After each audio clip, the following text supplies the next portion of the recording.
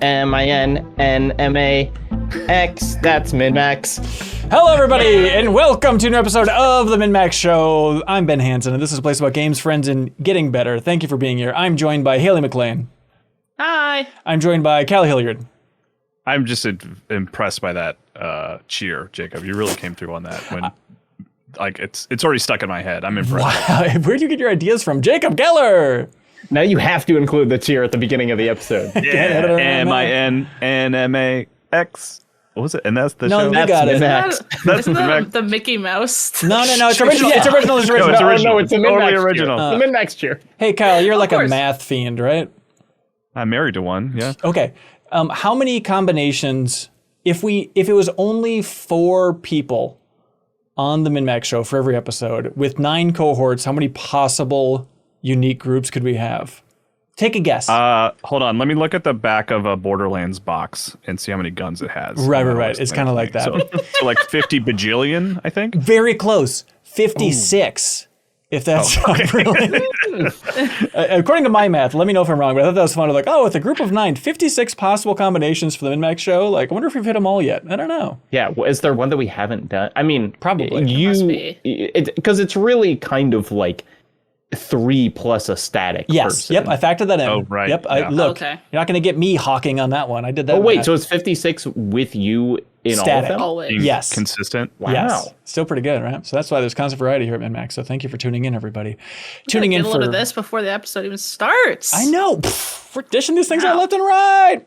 On this episode, we're dishing good news to you left and right. Good news and good day, everybody watching and listening. We're talking about Gamescom. They had the opening night live event over there in Germany. There's a ton of people playing games. Ready to unpack it. And we do have Janet Garcia and Ana Diaz are over there in Germany together at Gamescom for the first time. And so they'll be on the podcast next week to talk about hands-on experiences actually playing these games, but just from like the big kickoff event with Jeff Keighley and Gamescom opening night live. We're going to be talking about our favorite trailers, favorite moments, kind of the themes of the show from the outside. And then next week, it's all about the themes of the show from the inside. But we're also talking about Kirby Air Riders, everybody. My God, I want to unpack that in a big way. We're talking about Drag and Drive. We're covering both of them on this episode. We're not splitting that up. There is a platformer, a puzzle platformer that's cool, Jacob Geller, and of course it's called... Ooh. That's right, with an umlaut. So we'll be talking about that one. Good luck Googling it. We're going to talk about Sword of the Sea. We're talking Wheel World. And then back half of the show, of course, we have great questions, thoughtful questions, inspiring questions submitted by the community over there on Patreon. I saw you write in the Discord. Damn, these questions are good this week. Y'all are cooking or something like that. It was wow. Yeah, I was going through over 100 of these things. I'm like, God damn. Some weeks they're all great, no doubt. Some weeks I'm like, okay, I've seen a lot of these before. And some weeks I'm like, where are you people coming from? This podcast has been going for like 5.5 years, coming up on 6. And it's still just great question after great question. So thank you, everybody. Hey, here's an announcement. We have a series here at MinnMax called The Deepest Dive, which is the best, most thorough discussion about games on the internet, multi-part game club discussions. We pick a game, sometimes things beyond a game, and we encourage the entire community to experience it, to write in with their thoughts, their insight, and then we share that during the show as we unpack our thoughts on these games with The Deepest Dive. We have been teasing what we're doing for the next Deepest Dive. The last one we did was Clair Obscure, and we have the next one that we're ready to announce. We're still hovering for details on how many episodes, when the first episode's dropping. We'll be sharing all that next week. Hopefully we'll have locked everything down at that point. But for the next Deepest Dive, of course, we are tackling the one, the only Metal Gear Solid Delta. The one, the only. I'm not sure if that's fully an accurate statement. That is accurate, yeah. There's like 5 versions of that game now. Yeah. So we're covering Snake Eater on the 3DS, everybody. Exclusively the 3DS version. A game that I stole from my brother recently and played again because I had never played it. So I was like, I want to try this thing. And it's almost unplayable. But at the time, it was kind of neat. Yeah, I met Mike Drucker in New York recently, and we had like breakfast, and he was like, "That's that's secretly the best version of the game." And I played it for like an hour, and I was like, "This is terrible." But if you work at Nintendo when it comes out, I could see you. That's right. You're convincing yourself of that. But yes, this is Metal Gear Solid 3 with the remake coming out called Delta. It'll be fun to unpack that in a big way. Kyle Hilliard's going to be in that crew.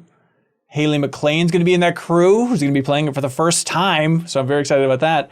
And then we have a mysterious fourth person who's also going to be joining us, who's also playing through it for the first time. So I'm excited to have two people who can like speculate about where that plot's going. Like, I think that's going to be the most fun thing about the Metal Gear Solid Delta. You're going to be insufferable, you two. Oh, wouldn't you like to know? No, we've learned from Jacob. Jacob told us how to do it, and we're going to live by that code. I'm just excited to see how you feel about it in 2025. Like if it holds up on all elements, mechanically, narratively, all that stuff. You know? Yeah. All right, so we'll unpack that in a big way. And then do you have a review of that coming up soon at Game Informer there, Kyle? Yeah, the review will be up on Friday, 22nd. Okay. Sweet. Yeah. Feeling good?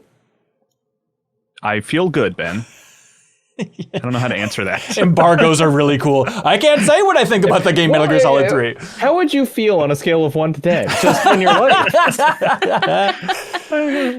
Yeah, here's the thing, everybody. That Deepest Dive is going to be on MinnMax's YouTube channel. You can always subscribe to our YouTube channel to follow along there. Or if you want to help support us directly, you can support us at the $5 tier on Patreon, because in that bonus podcast feed, which you get access to if you support us at that $5 tier, right in your favorite podcast app, you will get the podcast versions of the Deepest Dive on Metal Gear Solid Delta. And if you jump in and support us at the $5 tier before this coming Monday, which is, of course, August 25th, we'll DM you on Patreon with a Steam code for Sunderfolk. Sunderfolk, which is kind of Jackbox meets a tabletop RPG from a bunch of former Blizzard developers. We talked about it earlier this year. I think it's definitely a hidden gem from 2025. I think it's super cool. It's overwhelmingly positive reviews on Steam at this point. So jump in at the $5 tier, and I'll DM you on Patreon personally with the Steam code for Sunderfolk. I think it is quite cool. So we have 200 Steam codes to give away for Sunderfolk. If we run out of Steam codes, we'll post on Instagram and Blue Sky and Discord to let you know. But right now, jump on in before this Monday. Get a code for Sunderfolk by jumping into the $5 tier or upgrading to the $10 tier if you want to as well. But we'd greatly appreciate it. It's currently being sold on Steam for $50. So hey, get a Steam code giveaway here. Jump in at the $5 tier on Patreon. We encourage you. It's a great way to support us and play a cool game like Sunderfolk there. Gamescom, baby. Blink and you'll miss it. Here we go. The biggest of the big. Jeff Keighley's big one-night event for kicking it all off. It's an interesting thing. We did a reaction stream. You can check it out on YouTube if you want to see us react to the entire show. But Kyle, how are you feeling about Gamescom from the outside at this point? Gamescom from the outside. I mean, Silksong is there, which is exciting. That's probably the biggest, right? Yeah. Like people are playing it. But I mean, certainly from opening night live, I don't know if there was anything that really blew me away. But I also went in with like sort of average expectations. I don't know that ONL has ever really delivered anything huge, right? I mean, there was PT was there, right? I think the biggest delivery ever from Gamescom is the fact that it delivered the phrase to you and you said ONL confidently on a podcast. Like that's a common gaming phrase. On live? Are you talking about on live? Yes, yeah, the game streaming. I thought you were a Gaikai Opening man. Night Live. I mean, that's the acronym that social media started using, I guess, right? The Keighley would love for you to really let it catch on. But yeah, I mean, Keighley said like it's their biggest show ever. For Gamescom at least. And like he's always tough in that he's stuck in that tough spot, poor Jeff Keighley, right? Of like, hey, he's got the Game Awards, he's got Summer Game Fest, and then Gamescom's also there. So like how can you divide up the reveals in a way that hopefully has all three shows be interesting? And it seems like over the last couple of years, maybe he's just I was about to say, I think the answer is he just puts them all in the Game Awards. It is the best. That's where people want to be because it's like the most viewed by far. I'd have to imagine, though, Gamescom is the biggest, gaming show event in the world over there in Germany. I was thinking about this because it's like on our reaction stream, I think we started out pretty hot because we loved Kyle Bossman's pre-show. Yeah, awesome pre-show. And then we were kind of gradually worn down by the show. And I feel like one of the things that was a shame about ONL is like the interesting thing about Gamescom, to me at least, is like it's a games conference that's in Germany and Europe has like a different gaming character than like either America or Japan in a lot of ways. And it's a shame that the show just kind of felt like a lesser tier SGF rather than I wish that they they have what's the streamer's name who they had co-hosting? like Shocks. Shaw? Yeah, that sounds right. Yeah. She's you know, an esports commentator or something. Yeah. I like that she is, I presume, German and like helping out and hosting, but I just like, I wish that it differentiated itself more, because it was just so much kind of like, these are the games that Jeff Keighley likes to have trailers for, which are like dudes stabbing each other in the face for 2 hours.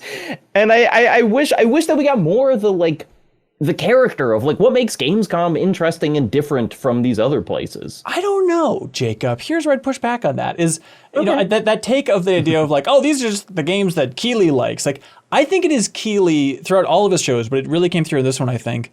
I think he's going for that global audience. And so when he's showing a bunch of like Korean or Chinese games that maybe are heavily inspired by From Software, it's like, maybe that's just where the global gaming market is going, and it's just perceived on our end like, more of these bloody dark games where people get stabbed a lot. Okay, got it. But maybe that is actually him trying to embrace, I don't know, look at the trends of gaming in the world. This seems like a good market, you know? I have no doubt that he's trying to embrace trends. My issue is just that he has 3 shows and they're identical. Yeah. You know, I just wish that there was, you know, whatever, you establish a character for each show, even if it's just in like the set dressing of them. And you know, like if you cut into SGF in the middle of this presentation, I would not know that anything happened. And I wish, you know, just as someone who likes watching press conferences, which is a weird thing to be, you know, I want him to have a little more character. Yeah. Haley, did you get a chance to watch this thing? Yeah, I watched your guys' stream while it was live, actually, while I was working at the same time.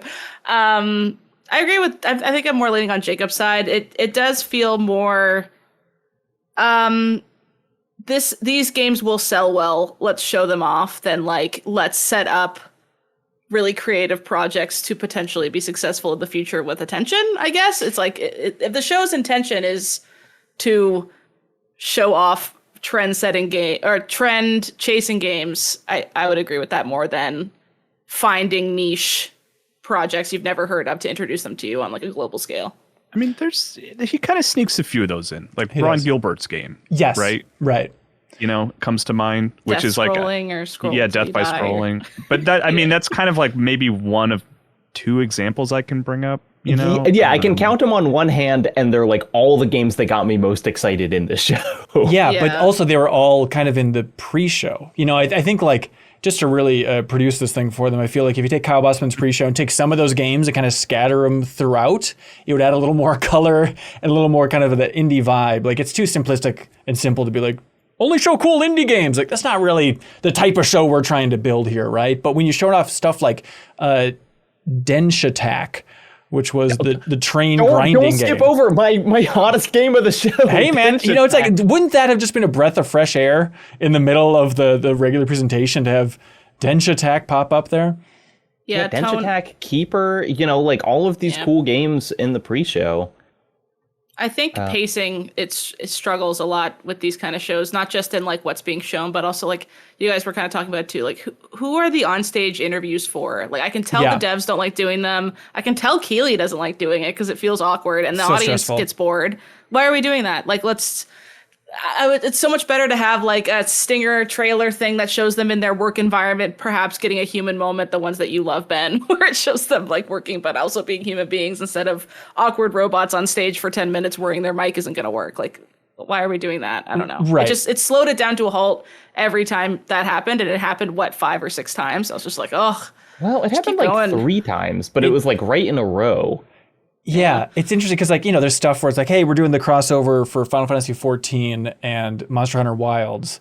And I'm sure from Keighley's point of view, it's like, people always say that we want more developers talking, that we don't give developers enough chance to talk during the Game Awards and stuff. So, like, let's actually have developers on stage. We can have Yoshi P and the producer from Monster Hunter who's been around forever. Like, that's cool to have those 2 together on stage.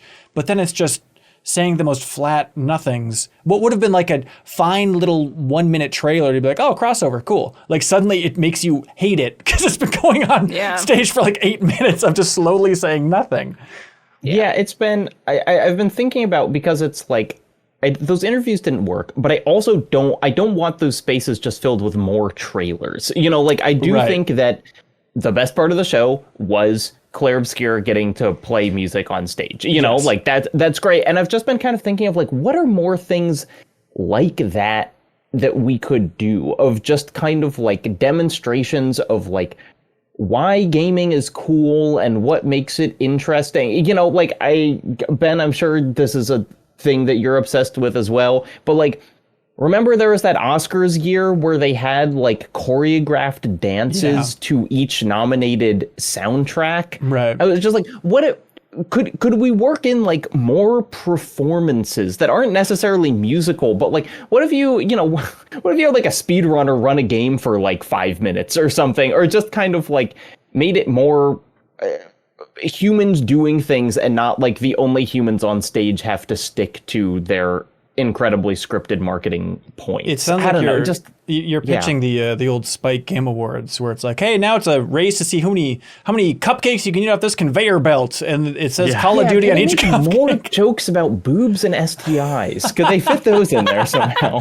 As beautiful as that musical sequence was, I was watching it and I was kind of like, I guess this is cool for the people there, but like, I don't know. I'm not really getting anything. You didn't like it? Yeah, I mean, to say I didn't like it is like not quite accurate. I just was kind of like, I don't think this is for me, was sort of my reaction. The guy who loved Claire Obscure music? Yeah, I love Claire Obscure. Maybe I just don't like live music. Maybe that's where I'm at in my almost 40s, you know? That's a cool stance to take. But no, I think I think that's more like the Game Awards vibes. They like have that kind of like, let's celebrate the year. Whereas like, I don't know if Gamescom Opening Night Live it's time to celebrate the year we've had. It's more just, let's find some cool pockets, or I want them to have some angle when they're on the stage, you know, like just have some bits or something other than just kind of dry presentations. But like, that's the thing is, looking at the show, zooming out, when Keeley says it's the biggest ever for, of course, ONL, it's like, well, it didn't feel like that. But then you look at it and it's like, I don't know, Black Ops 7 kicked it off in a big way. They announced it of Dawn of War 4, Sekiro anime, new Lego Batman game, Ninja Gaiden 4 trailer, Ghost of Yotei trailer, new Ron Gilbert game, the big Claire Obscure musical segment, Indiana Jones DLC, a new Black Myth game, like the follow-up to Wukong game that sold a gazillion copies and was Game of the Year nominated and stuff, Resident Evil Requiem, Silent Hill F.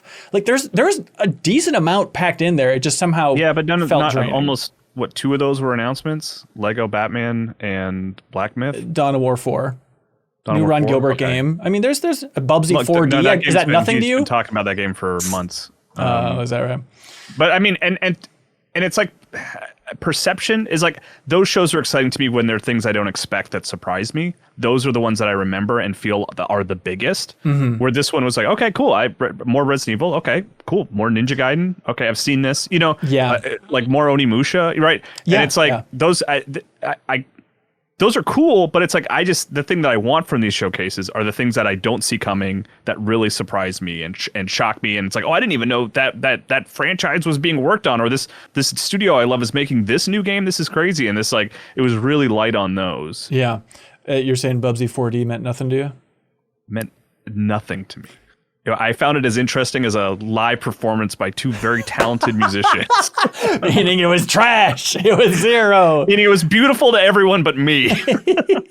Speaking of beautiful to everyone, can we talk about Denshattack? No, I want to talk about Bubsy.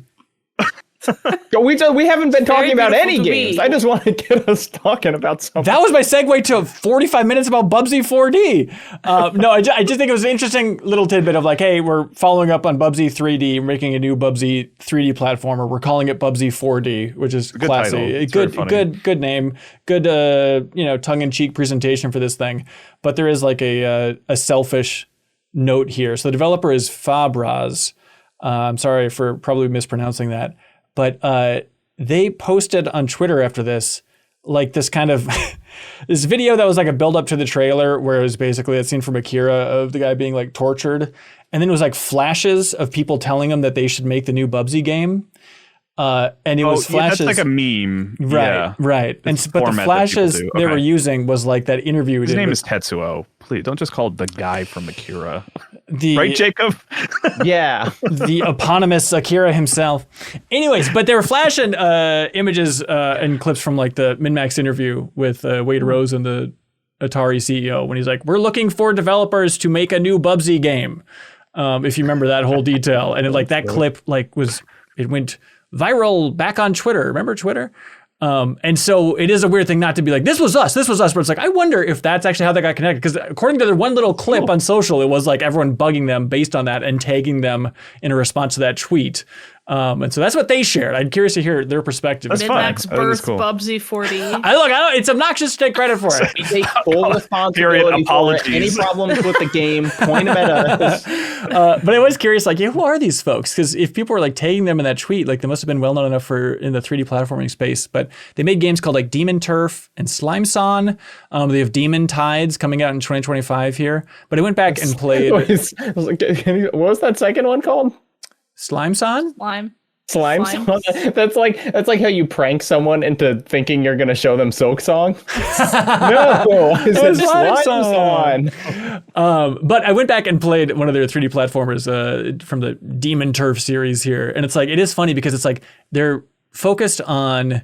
They're solid 3D platformers for what I played, but it's focused on like, time attacks, time trials and stuff. And so it's kind of like sparse geometry, just like, hey, do it as quickly as you can, all this type of thing. And it's a funny thing to then connect that with Bubsy, because like Bubsy 3D, it was like sparse geometry just because it was such early PlayStation 1 3D platformer design. But it's like, it's just funny how that kind of works. And their aesthetic kind of fits the Bubsy 3D aesthetic now for their reinvention for 4D. But yeah, I thought it was an interesting little tidbit. But Jacob Geller. I don't get Bubsy. I don't get the haha Bubs. I don't even get the who likes Bubsy, not me of Bubsy. I don't get what it is. Well, you're like a young hip 27 years ago, someone made a bad game, and we're still talking about it. And we still talk about it so fervently. I didn't like Bubsy. Who cares? Same studio. Do we care about Bubsy? Same studio that made Days Gone, technically. Sony Bend. If you go back in their lineage, they're the ones that made Bubsy 3D. But Bubsy isn't an Astrobot. I'll tell you what. Yeah, that's true. Days Gone is. I think I hear you, Haley. You're a new, better generation for not caring about Bubsy in any way, but it's like I'm not trying to be cool or better than you. I'm just saying, do we actually is anyone gonna play this? Is Bubsy that like yay Bubsy, or is it a meme? Is it anything, beyond ironic? I don't know. Is there genuine love for the 2D platformers that predate? People love to be like, haha, Bubsy, but I don't. Is anyone at MinnMax going to play Bubsy 4D? I'll play 20 minutes of it. I give you that, a Scout's honor promise that I'll play 20 minutes of Bubsy 4D. Do we really think the best moments in Bubsy 4D are the first 20 minutes? No, and that's why I need to soak it up. That's why you need to be the hero, Haley, the same way you were with South Park the Snow Day or whatever. I play a lot of games to the end. I will not start, therefore never end Bubsy 4D. Janet likes a platformer. I would love to hear Janet's take on Bubsy 4D, because she would be so impartial. See? You're coming around. Jacob, can we talk about a game that's more interesting than Bubsy 4D, perhaps, which is Denshattack? I don't even want to talk about it anymore. Come on, Denshattack! We talked about Bubsy too much. Jacob, it's cool. Bring it up. Come on, man. This was it was in the pre-show. I said, wow, if anything gets me more excited than this, it's going to be a great show. And then nothing did. But that's okay, because I popped so hard for this game, which is this beautiful, like Jet Set Radio style cell shaded game where you it looks like it's like a Tony Hawk game where you control a subway. Like a subway car, and you're like grinding on things and you're doing tricks and you're like, trying not to fall off. And then at the end, they show like a Sailor Moon mech that you're fighting as the subway. And it gave me, I've watched the trailer twice more since the reveal. I think it's giving me Wonderful 101 vibes, which is one of the reasons that I'm so excited, of just like huge, over the top, ridiculous, stylish. And it's like the game might be like 4 hours long, and that would be awesome if it, maintains the energy that it's showing during that trailer. Yeah, grinded around with the train. Perfect. That's what we're looking for. It's the kind of game I look at and I'm like, oh, I'm going to want to own that game's vinyl. Mm-hmm. Do you know what I mean? It's that kind of game. Yeah, absolutely. It does seem super cool for sure. Haley, do you have like a favorite game from the show here? Yeah, there was a few that I was like, what the hell is that? I kind of love it. I was kind of intrigued by Road Kings. Truck driving narrative game? Yes. What is that? My partner and I were weak at that, where it's like, he drives up and there's a hurricane. They're like, let's get it done. And they're going to go drive through it. I'm like, what's the plot? Just like, I got 10,000 Funko Pops in my truck. I need to get through this storm. Like, what's going to be the plot? lot. I'm like weirdly intrigued by it, and I like simulator games. Like I've played Truck Simulator, and I find it fun to zone out and like listen to podcasts and stuff. So if there's a story based Truck Simulator, I'm kind of like, what the hell? Okay. Yeah, I wonder how narrative Saber. it's going to be. Yeah, Saber Interactive is developing this. I'm like, that they are doing so many things. They're also doing that Toxic Commandos. They're also doing the Jurassic Park game. Like they are super busy. But I'm curious if it's just like the trailer or if it's actually going to be that narrative focus. Has a well, they showed like all these, like you get messages. It's like sign here, and it's like, am I gonna look at a contract in this Truck Simulator world and sign it? They recently, maybe Ben, I think it was called Roadcraft. Is that what it was called? Did you guys see this? No. It was like a game where you're doing like construction, right? Like you're doing big crane arms and stuff like that. Yeah. And the trailer was like incredible. The trailer was like this emotional, like super expensive looking trailer about this kid playing with toys and then imagining playing with them as an adult and being like, this is the game that lets you do it. And I immediately was like, send me a code. I want to see this thing. And the game was ultimately just kind of a simulator. Yeah. You know, like it didn't really sort of capitalize on what was so really interesting about the trailer. And I do wonder if this will be kind of similar, where they just have a really great trailer and the game's not bad, but it is like pared down. It's not so narrative focused, but maybe the trailer it is. isn't even that great. Like it's just it's what high the hell cinema. is it? No, I'm totally with you. And speaking of Days Gone, the main character in this one's named Deacon as well. So there's a lot of yelling, Deacon, you can't survive that tornado in a semi, Deacon. Get out of there. But we talk about don't risk your Pepsi in your truck. Go home, Deacon.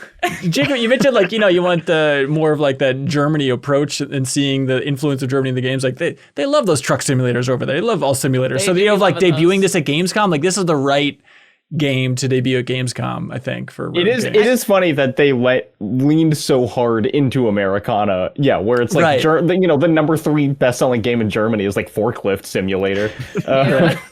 But Haley, I'm with you. Like American Truck Simulator, I got like the whole racing wheel setup and stuff. I borrowed it from Game Informer back then, and like I had such a blast playing that game. I never had all that. I just used my keyboard, but yuck. I've always Did you even play the game then, Haley? I wonder. No, I'm a fraud. I use WASD like an idiot. Wait, don't you have a controller?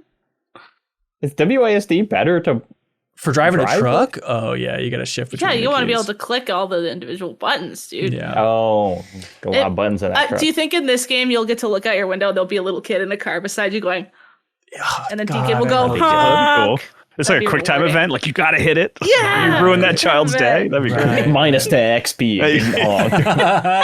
Didn't know that child. Do you think, Kyle, you're like a business expert, right?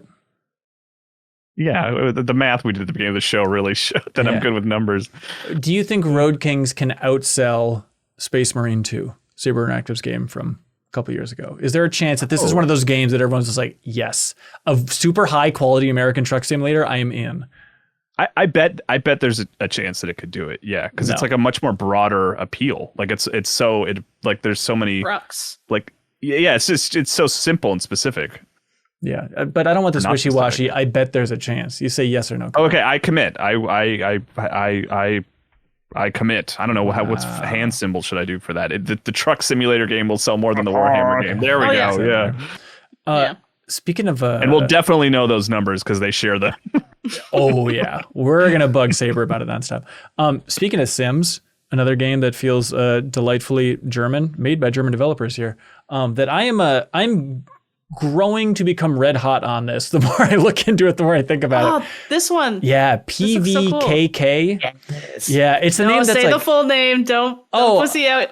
Planetenverteidigungskanonenkommandant. Fantastic. Please forgive me, German listeners. Should I check if that has a trademark right now? Please do. But this is it is funky. It is from the developers of Dome Keeper, which is one of my favorite little games from a couple years ago. And then Kepler is publishing it, and they're doing quite well for themselves. But the idea is, as they put it on their site, you operate your planetary defense cannon to fend off an interplanetary invasion from the comfort of your cozy bunker. So you just have like this little space you're operating in first person, and you're like making yourself coffee. You're taking care of everything. Please. Yeah, you're like oiling up like all of the different levers you have to pull to look out this little window where you have the huge cannon to fend off this invasion. It looks like you're like the guy off screen in every Helldivers level. You know, because it's like in Helldivers, you keep just like calling in big orbital bombardments, and in this, you're the one cranking the wheel to aim the orbital bombardment. Yeah, and like I'm sure that's some core satisfying gameplay. I want to pull a lever and have a big, huge missile thing launch in front of me. But like the more I watch these trailers, the more I'm fascinated. Like, what is this world they're setting up? Because there's like a live action TV where they're giving you kind of propaganda. They have like on that TV also, it looks like you can just like play a version of Dome Keeper, their last game, which is just this 2D cute little game, which is a cool idea. Love that. But then also it's like, yeah, it's this cozy aspect, and you're kind of building out and taking care of your little station and bunker and stuff. But then like there's one moment where there's like a message on top of this window, and it's like a drone has dropped off this message. So I love the idea of like, is the outside world trying to send you messages about like what's happening and the consequences of these cannon blasts that you're firing in a huge way? Like I think like narratively, there's a lot of potential for this thing. So I'm super pumped. I loved seeing how you screw in your panels. You clearly unlock new abilities, and you like manually screw them into the big thing. Oh, I was like, yes. Yeah. Immediately. Yeah, it's funky. I'm going to direct this question at Jacob, but it goes to everyone. Jacob, have you seen the Katsuhiro Otomo's short film Cannon Fodder? Does this sound familiar to you at all? No. It's like, it was on one of those like movies that they did where they did a collection of short films from anime directors. Otomo did one called Cannon Fodder, which sounds like almost the plot of this game. It's just a culture that is obsessed with firing cannons against this invisible villain off in the distance. It's incredible. It's like a 30-minute short film. I'd go check it out. If this sounds interesting to you, check out Cannon Fodder. Oh, that's sweet. But yeah, Bibbin Bits is the name of this game, or the developer, I should say, but PVKK. No trademark, by the way. Okay. Get it. Lock it in. They better lock it in. I'm going to make another game called that. Eat its lunch. Yeah, but there's no release date yet for this thing, but I'm very curious about it. Kyle, did you have like a go-to? The one I think we kind of made reference to it. It was in the main show, but I found myself weirdly getting excited about that Lego Batman game. Really?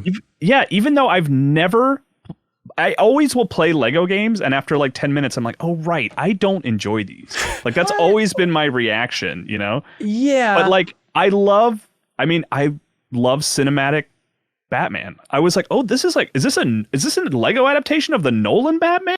And then like we were talking about it in Slack covering it, and I was like, but it's got the Burton soundtrack.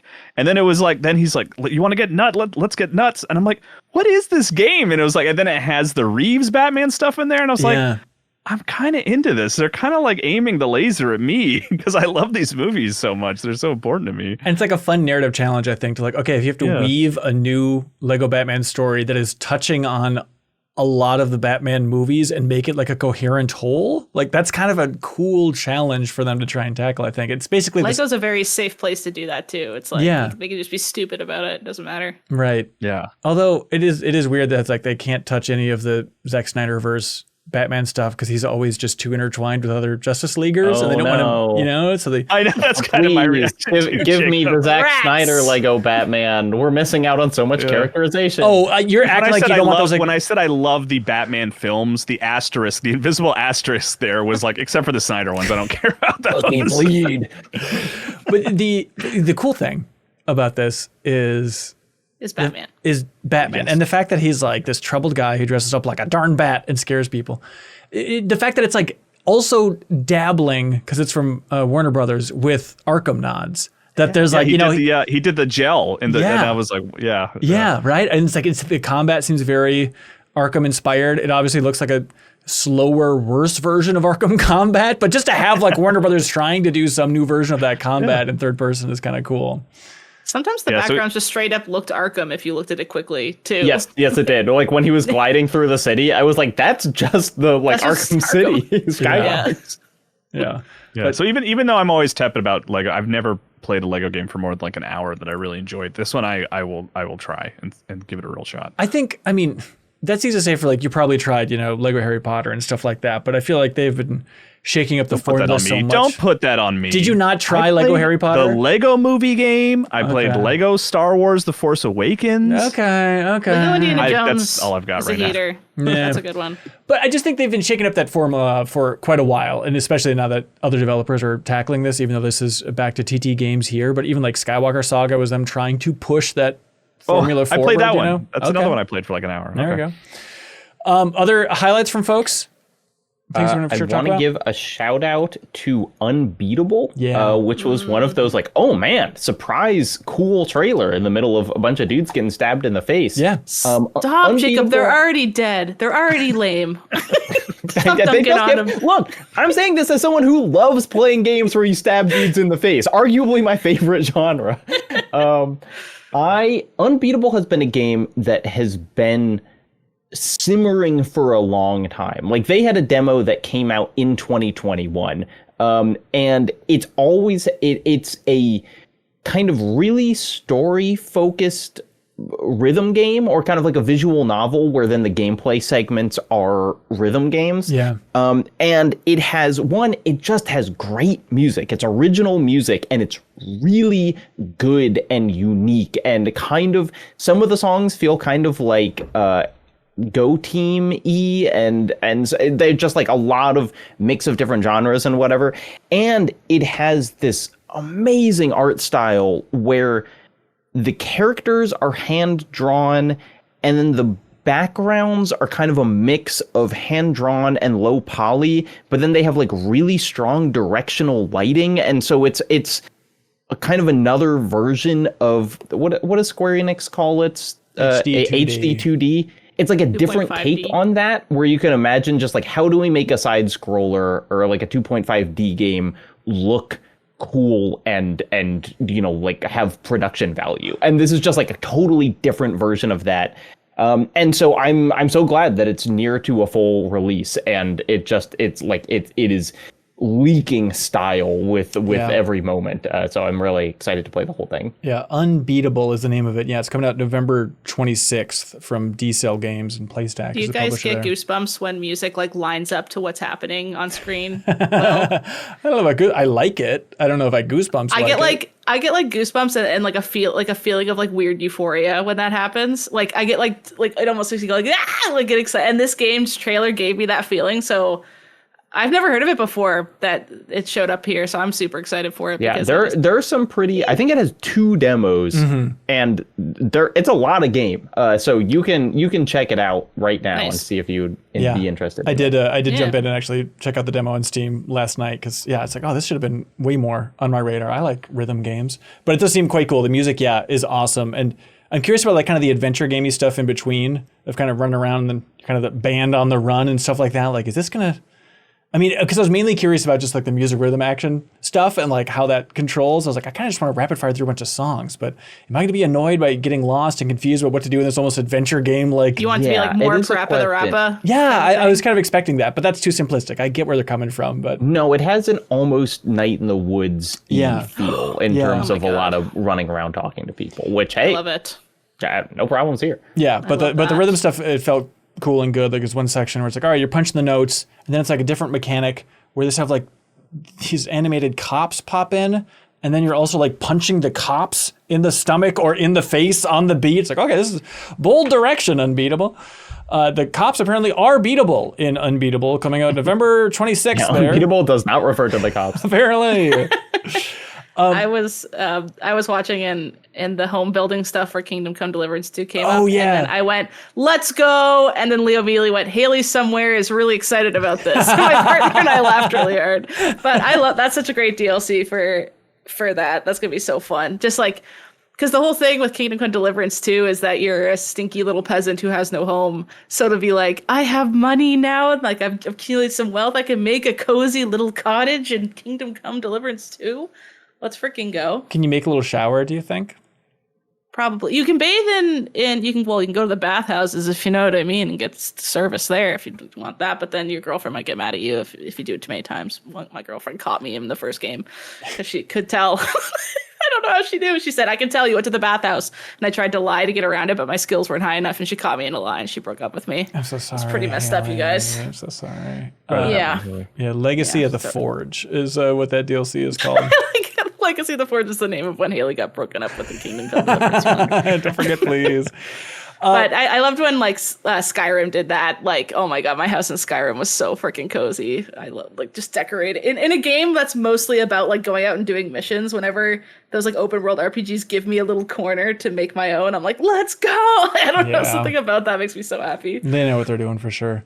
Resident Evil Requiem seems like it's one of the bigger shows, bigger games at the show this year. But like the fact that they're like, this is the gameplay trailer. It's like, it was just kind of like a cutscene of the main character talking with her mom, which... It was honestly very similar to the first trailer that they showed for Resident Evil 7. Right. Where it was like the guy filming and following people around. But in this case, they're really leaning on you caring about these characters that they just haven't given me a reason to care about. But if you played Resident Evil Outbreak, you'd be like, oh my god, it's Alyssa Ashcraft. She's here. She's here. For everyone other than the dozen people who did that. She's not in Dead by Daylight, so I don't care. Yeah. I do like the vibe in this trailer of like Grace, who's going to be the main character here in Resident Evil Requiem. Like her talking to her mom. Her mom is basically like Sarah Connor when it comes to weird Umbrella stuff. You know, just like, all right, there's a lot of terrible stuff happening. All right, we got to go now. And then they make it seem like she's kind of going to be out of commission for a majority of the game. But you're trying to reconnect with your mom, who's also a reporter, and figure out probably what went wrong here. So not the most revelatory thing. I liked like the casualness of that right before things, the power went out and stuff. It was like, oh, this is a weird like mother-daughter moment in like a Resident Evil game. It feels kind of natural. It's kind of cool. The bag over the face was so realistic looking. It was crazy. I know it was kind of a joke that like he slashes his throat a second later. So what was the bag for? But when they did that and like you could see his like breath heating up the bag from the inside, it was really real to the point that I gasped. And I was like, like as if I was watching a live action movie. These games are starting to look so good. Yeah. It's ridiculous. It does sound like they have a playable demo at Gamescom, and it sounds like it's the one that we saw behind closed doors at SGF of kind of being stalked through hallways by a big monster, which like that presentation got me much more excited than this one, because what they were showing off was more like, oh my gosh, I can't believe just the physicality of like how big the thing is, crouching to get through doorways. Kind of a Lady D thing, but you don't want to smooch it this time. Yeah. But I was for yourself. No. But we haven't seen it yet. You don't know. We'll talk about it more next week. Hopefully they get a chance to actually play it out there in Gamescom. I'm not sure if they got the bag part happened on the screen. Don't worry, look away. I gracefully transitioned away from it. Hey, only one thing I want in a bag, and it's not a human head. It's delicious food being dropped off at the front doorstep, thanks to HelloFresh, everybody. Slashing throats, more like slashing your grocery prices. Right, Ben? Killing it, Haley. Absolutely. HelloFresh, everybody. It's available for you if you want delicious food delivered right to your doorstep. And then you just got to cook it, prepare it, but it's fast, it's easy. They have easy to follow guides. You can be the dumbest cook on earth, like me, and you can still create truly great meals.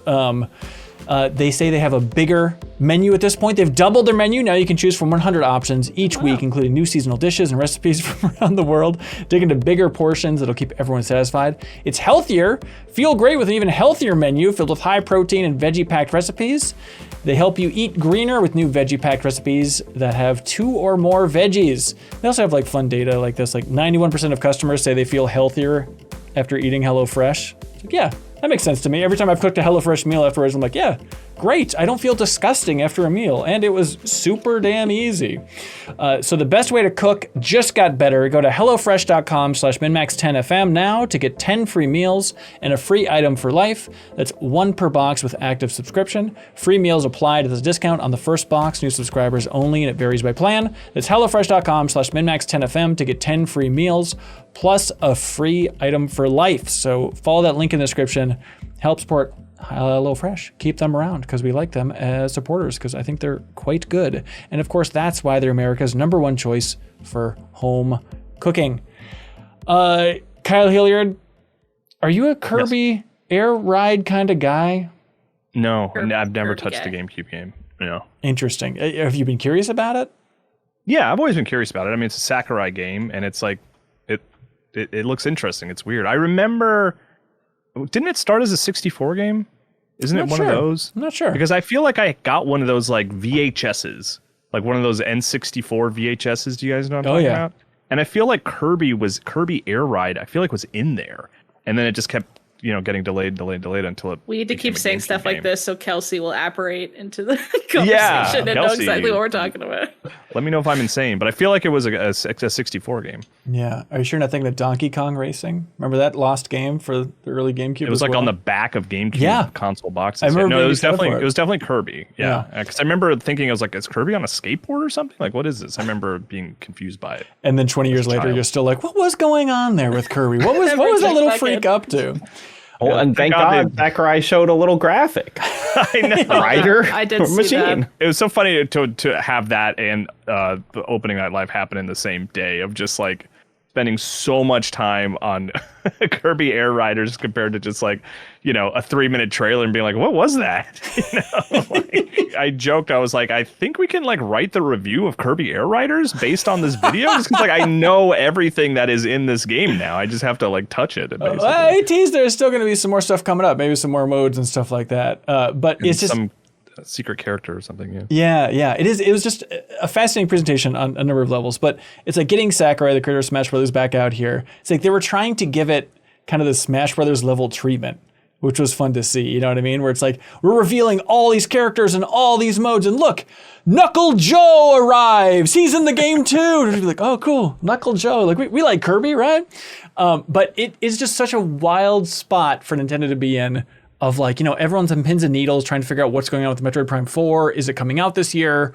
It seems like some things are shifting around in their direct scheduling and stuff like that. And now we're getting a huge deep dive into Kirby Air Riders of all games. And they're confirming that it is coming out this year. It is coming out on November 20th.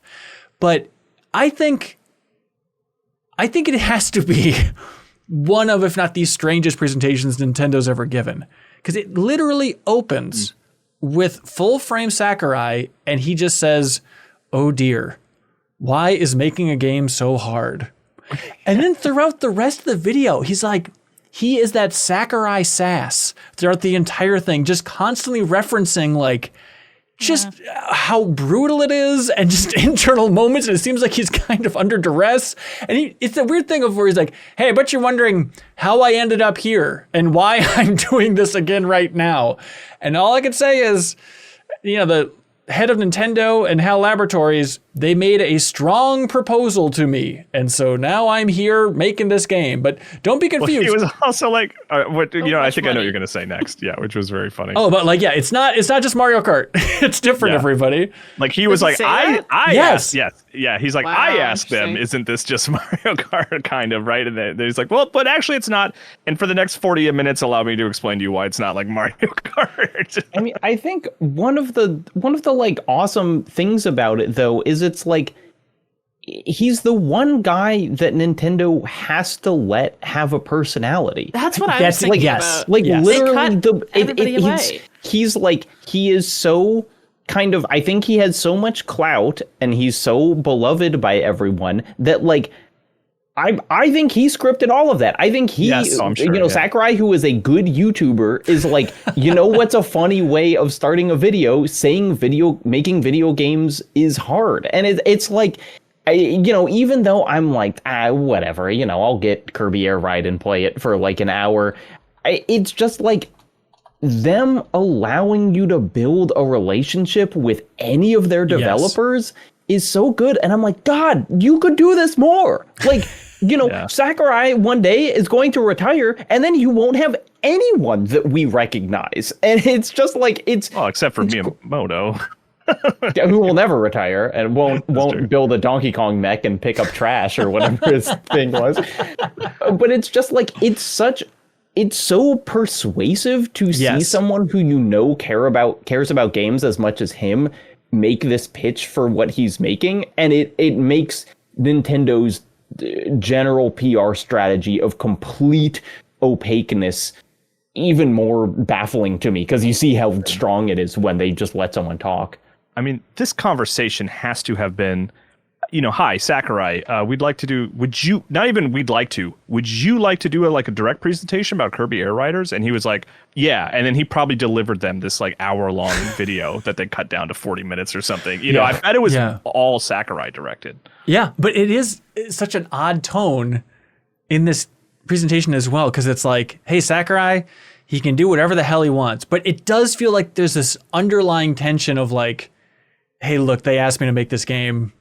I guess I had to make it. Because he talks about, on his YouTube channel, how for the first Kirby Air Ride game, he's like, yeah, I wanted to make a game that was like really short and quick to turn around. That was the goal with that. And so the idea of like, of all the games, the fact they're coming back to this, I'm sure he was thinking like, you know what? I'll give him one more. I'm going to be making it with Bandai Namco, who I've made the last couple Smash Brothers games with. He's probably has good relationships with them at this point, knows that team well. And so like, I can crank this out in no time. And then to read between the lines a little bit here is realizing like, oh no, even this game is brutal. So it does have this tone of like, I don't know. I'm trapped. A little bit of that, but it's this weird thing of more like they're asking him to recreate something that he worked on over 20 years ago, but with doing it with this level of Sakurai polish now, he's knocking it out of the park. And it's like, hey, go back, professional band, and re-record that song you made in your high school crappy garage band, and just putting in so much detail and care into it and such a high level of production that like you're trying to just wring everything you can out of this song that maybe shouldn't have been the greatest song of all time. I'm not saying Kirby Air Ride is trash. It's cool for its time, but there is a level of love given to this in the presentation that's just on another level. And just seeing how intense it is. Even just like the little clips they show of the gameplay of just like the 3, 2, 1, go. Just like that feeling is incredible. They've packed so much just like emotion into it. It's the thing that happens when you make things really good for a long time, which is like he doesn't know how to do low effort anymore. Yes. The level of production of his YouTube videos where like every time you like finish one, it has like do do do do do do do do boo boo boo and like a finish line at the end of his 3-minute YouTube video. It's just like he's so good at making things compelling that I think part of him being like, God, making video games is hard is just like I can't do something quick and crappy anymore. It's just like I have forgotten how. But there's such a weird fusion when it's like not him saying this is my opus. This is after Smash Brothers, this is what I want to create. This is my blank check game. But like he's not doing that. He seems like he's just making a pretty faithful update to this pretty cool Kirby racing game on the GameCube. So it's just like this weird tension of like how much can you polish not a turd, but a fine game, And that just ends up with this extended period at the end where, as Sarah explained to all of us years ago, because she's a huge fan of these, that like the city trial is the cool thing about this game, about the original GameCube game, that it's a little battle royale-esque experience where you just get to drive around the city and build things up, and then you have like a showdown in a stadium with like a variety of different modes and stuff like that. And even though we played it on a stream, I think during Give to the Max, and we were all confused, it still seemed neat. And it is a huge chunk of this presentation then is Sakurai walking through how the new city trial mode works and how much detail he put into it. And it's an odd thing where you're just like, for 5 minutes, you're just building up different power-ups, collecting different power-ups, and then you're thrown into a different scenario and you have to battle that, and that's kind of the grand finale there. But there was a comment in chat where someone's like, oh, this is just that Smash Brothers 3DS mode, which I completely forgot about. Same icons and everything. Yep. So Smash Run, which is in the 3DS version of Smash Brothers, had a variation, which was now clearly inspired, and it's very obvious now to me, that was so inspired by City Trial for the first Kirby Air Ride, where it's just 5 minutes to go around, collect all the power-ups you can, and then we'll throw a big challenge for you at the end. But they're treating this like this is going to be like a Battle Royale-esque hit for Kirby Air Riders, and it's just fascinating to see this level of presentation given to a mode in Kirby Air Ride being so faithfully updated. And people are playing at Gamescom. They say it feels great. It's intense. And it seems like so much care is going into this new Kirby Air Riders game that I hope that it is a great game for technical sickos. I hope like the F-Zero crowd is really into this, you know? Like I hope it has so much nuance that there is just a new flourishing of fandom for Kirby Air Ride. That seems like the best case scenario, I think. By the way, I went to Kirby Air Ride, the Wikipedia page, and looked at the development portion of the Wikipedia page. It did start as a 64 game, and apparently there was a demo of it in 1995. Wow. Like a playable demo at a show, and then the GameCube game came out in 2003. Wow. That's wild. There were 2 Smash Bros. Games in the middle? Did both of them come out? Yeah. Well, actually, wait, when did Melee come out, actually? That might That's not 2001. right. Oh. I think. Yeah, I think it's a pre-9/11 game. It was. You can feel it. You can tell. Yeah. I'm trying to think of like the hype out there for new Sakurai project off the charts. If it was like Sakurai's making a new Kirby platformer, I feel like the hype would be off the charts.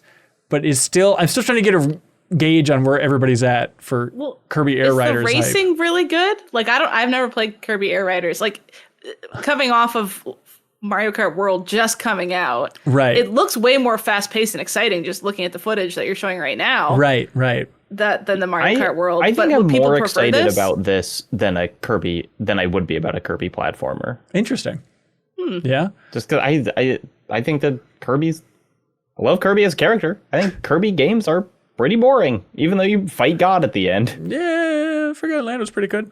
So I don't know, Haley. I wonder if it is going to feel that much more intense. It's like simplified controls. You know, the last one is like, hey, it was just one button, right?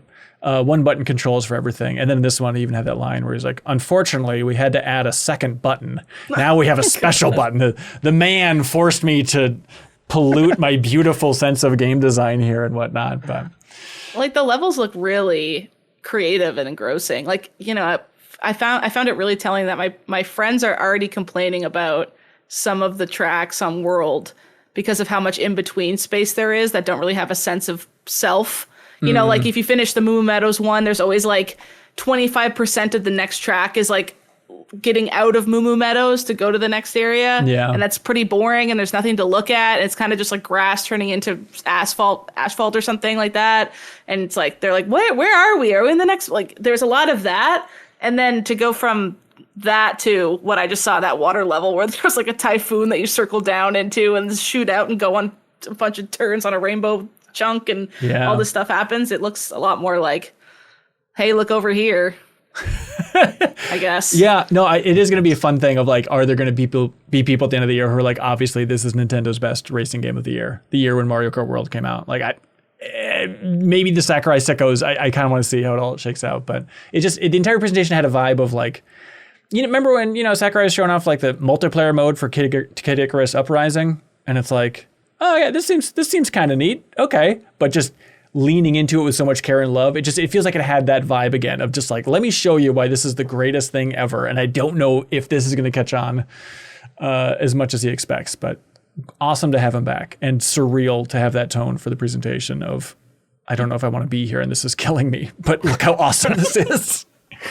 Hey, speaking of this is killing me, but look how awesome it is. Kyle, you reviewed Dragon Drive for Game Informer? Yeah. And boy, are his arms tired. I mean, genuinely, yes. All right, walk us through that. What's your setup? You got a table that you're doing the wheelies on? Well, I started with like a table, like a folding table that maybe you would like eat dinner on if you're sitting at a couch or something. You guys know what I'm talking about? Mm-hmm. I started with that, and then I actually found that I was having more success using my thighs and playing that way, which I was kind of shocked by that I actually preferred that. So that's primarily how I played, was doing the action on my thighs, wearing jeans, if that matters to anybody. Yeah, does in fact matter. Thank you for clarifying. Okay. And just in case you were confused, just my bare legs, it's full of marks and like Joy-Cons have so much red hair tangled in them at this point. But Ben, what is going on with the MinnMax show? I like the MinnMax show these days. But this is the wheelchair basketball game that Nintendo insists these are not wheelchairs. But they won't say the word wheelchair. These are vehicles. They're allergic to it. What? How are you going to have a whole wheelchair game and not use the word wheelchair? Kyle, how is it? So my big takeaway is that it actually the controlling it worked better than I thought it would, and I actually was like impressed by how sort of satisfying it was to get speed and to like break and turn and things like that, and even shooting the basketball doesn't feel bad, right? It is like truly unique. Yes, but ultimately, like there's really very little to the game. There's not much there, and it was just exhausting to play. Like my thumbs and my arms hurt after playing a handful of matches and stuff like that. But so it's like it's kind of shallow. There's not much there, but it does work better, at least than I thought it would. Yeah. I was kind of thinking back to like the Wii days, those like early Wii games when like the motion controls just like barely worked. And it's just like, I just wish I could move this thing with a control stick. Like, I didn't really have that reaction here. I was like, oh, this actually works. This is interesting. This is different. It wasn't like super fun to play ultimately, even if it was important. Yeah. If it was a game in Wii Sports, where do you think it would rank? Like, is it better than Wii Sports Tennis? Oh, wow, you really threw me for a loop here. No, I think those games are so simple, like just so easy to like hand to anybody and be like, oh yeah, no, I'm having fun. I get it. I just swing my arm when the ball comes at me. Where this is complicated, right? Like you have two wheels, you can brake, you can lift the your Joy-Con like off the table to like do a bunny hop, but it's like difficult to execute because you have to do like two motions. You can do that bunny hop off the lip of a half pipe to do like backflips and stuff like that. Like it's too complicated to sort of live in that Wii Sports zone, if that makes sense. Yeah. But like if you give it the time, if you do learn it, like it works pretty well. And I had some fun moments playing the game where I rammed into someone and got the ball, or like caught an interception, or like someone passed me the ball and I was able to shoot a 3-pointer and it went in the basket even though I wasn't sure it was going to. So like you have those moments, and there is that Nintendo like shine to it, right? It's like there's not buggy or anything. It's very smooth, but it's all very complicated and not very fun. yeah, and it's just like, okay, in terms of not a lot there, it's like, okay, you can play offline or you can play online. What else are we talking there? What's I mean, there's basically the only mode is like you're in this like giant gym, this is kind of cool. It's like you can actually see other people playing actively. Like you can go and watch an online game happening in real time. Oh, weird. And what you can do is while you're waiting for the game to start, you can go around and play mini games, and the mini games amount to like do tricks off the half pipe here, or like weave your way between cones and stuff like that. But like, I saw all the mini games in one sort of waiting period between games, and that was basically it. Yeah. So the atmosphere of this just looks so boring. Yeah, I mean, I like that you're like in a place with a bunch of other players, and then there's like people branching off to play a game while you're waiting. It's almost like you're waiting around for a pickup game to start that you can get involved in. Right. And then between games, sometimes it'll throw everyone on the server, which is like up to 12 people, I think, into like one mini game where it's like everyone try to get this rebound, or we're going to do a race. And so it's like it does an interesting job of like making you feel like you're hanging out in this basketball gym. Like everything's always kind of active, but you're right, Haley. It's just very bland. You can't really customize your character. There's no reason to really continue to play. There was no incentive there to keep playing games, really. Is there any characters like ARMS? Like the ARMS characters? No, they all look the same, and you can change out their like wheel colors, and there's a couple helmet options. No, there's no personality to any of the characters or anything like that. Oh my god, all their waists are snatched though. Look at that. Hey, sorry. I haven't seen a lot of the gameplay of this. This game is sexy? It is sexy. They're hot? No, I don't think so. There's like, it's interesting now because Nintendo wouldn't say ahead of time who was developing this. Although I don't know if you saw, they said like in one of their beta weekends, like you can compete against the developers. We're not going to say who they are, but you can technically play against them, maybe in an online match. But then in the credits, it's like, oh, this is like some solid internal Nintendo talent making this thing. Like, it's like the EPD group, whatever that acronym is. Yeah, but it's like the head artist had worked on like Splatoon before this. The producer is Nogami, who created Animal Crossing and Splatoon co-creator. And it's like, there's some really high-level talent. The director apparently is a first-time director, Konishi, but he was a programmer for like a bunch of the Mario Kart series and stuff. So it feels like it has like kind of incredible Nintendo talent behind it. It just feels like the best analogy I could come up with is it feels like a prototype for something they were working on with some great talent, and it just didn't quite evolve into anything bigger. But they're like, well, we can't throw it away. Like, I guess it gave to me more like, we need games that use the mouse functionality to sell our new console. I guess this. Yep. Well, then that's probably where the prototype stuff started. Is like, how can we use mice or two controls? You know, but it's like, well, then this is the best we could do and build up to. So then, what do we do with it? And it feels a little bit like, you know, like Bowser's Fury. You know, like it was probably a prototype of some bigger idea. And then it's like, okay, let's just put that out as like a smaller add-on thing for the Switch version of 3D World. And that was fun, you know, but it's just like, here's another like prototype where it's like, well, I guess this is the best we can do. Ta-da, $20 on Switch 2. I mean, the thing they got done right in time for release, I guess you could say, is they made it work. And I do mean that as a compliment. It sounds dismissive, but it is impressive that it does work well. And it's also, it is weird to have like, you know, a first-party Nintendo game from Nintendo EPD. I think it's like $20. You know, that says a lot about it, that it's like, that's the price point for it. But it's not, I can't really like. Welcome Party, $10. Okay, it's Welcome Tour. Get it right before you bash it, please. I was thinking, actually, the reason that I made that mistake is because I was thinking Welcome Tour and this and like one other mini game should have been the Switch 2 pack-in game. Yeah. Like it should have been Nintendo Party, and those would be like two of the things in it.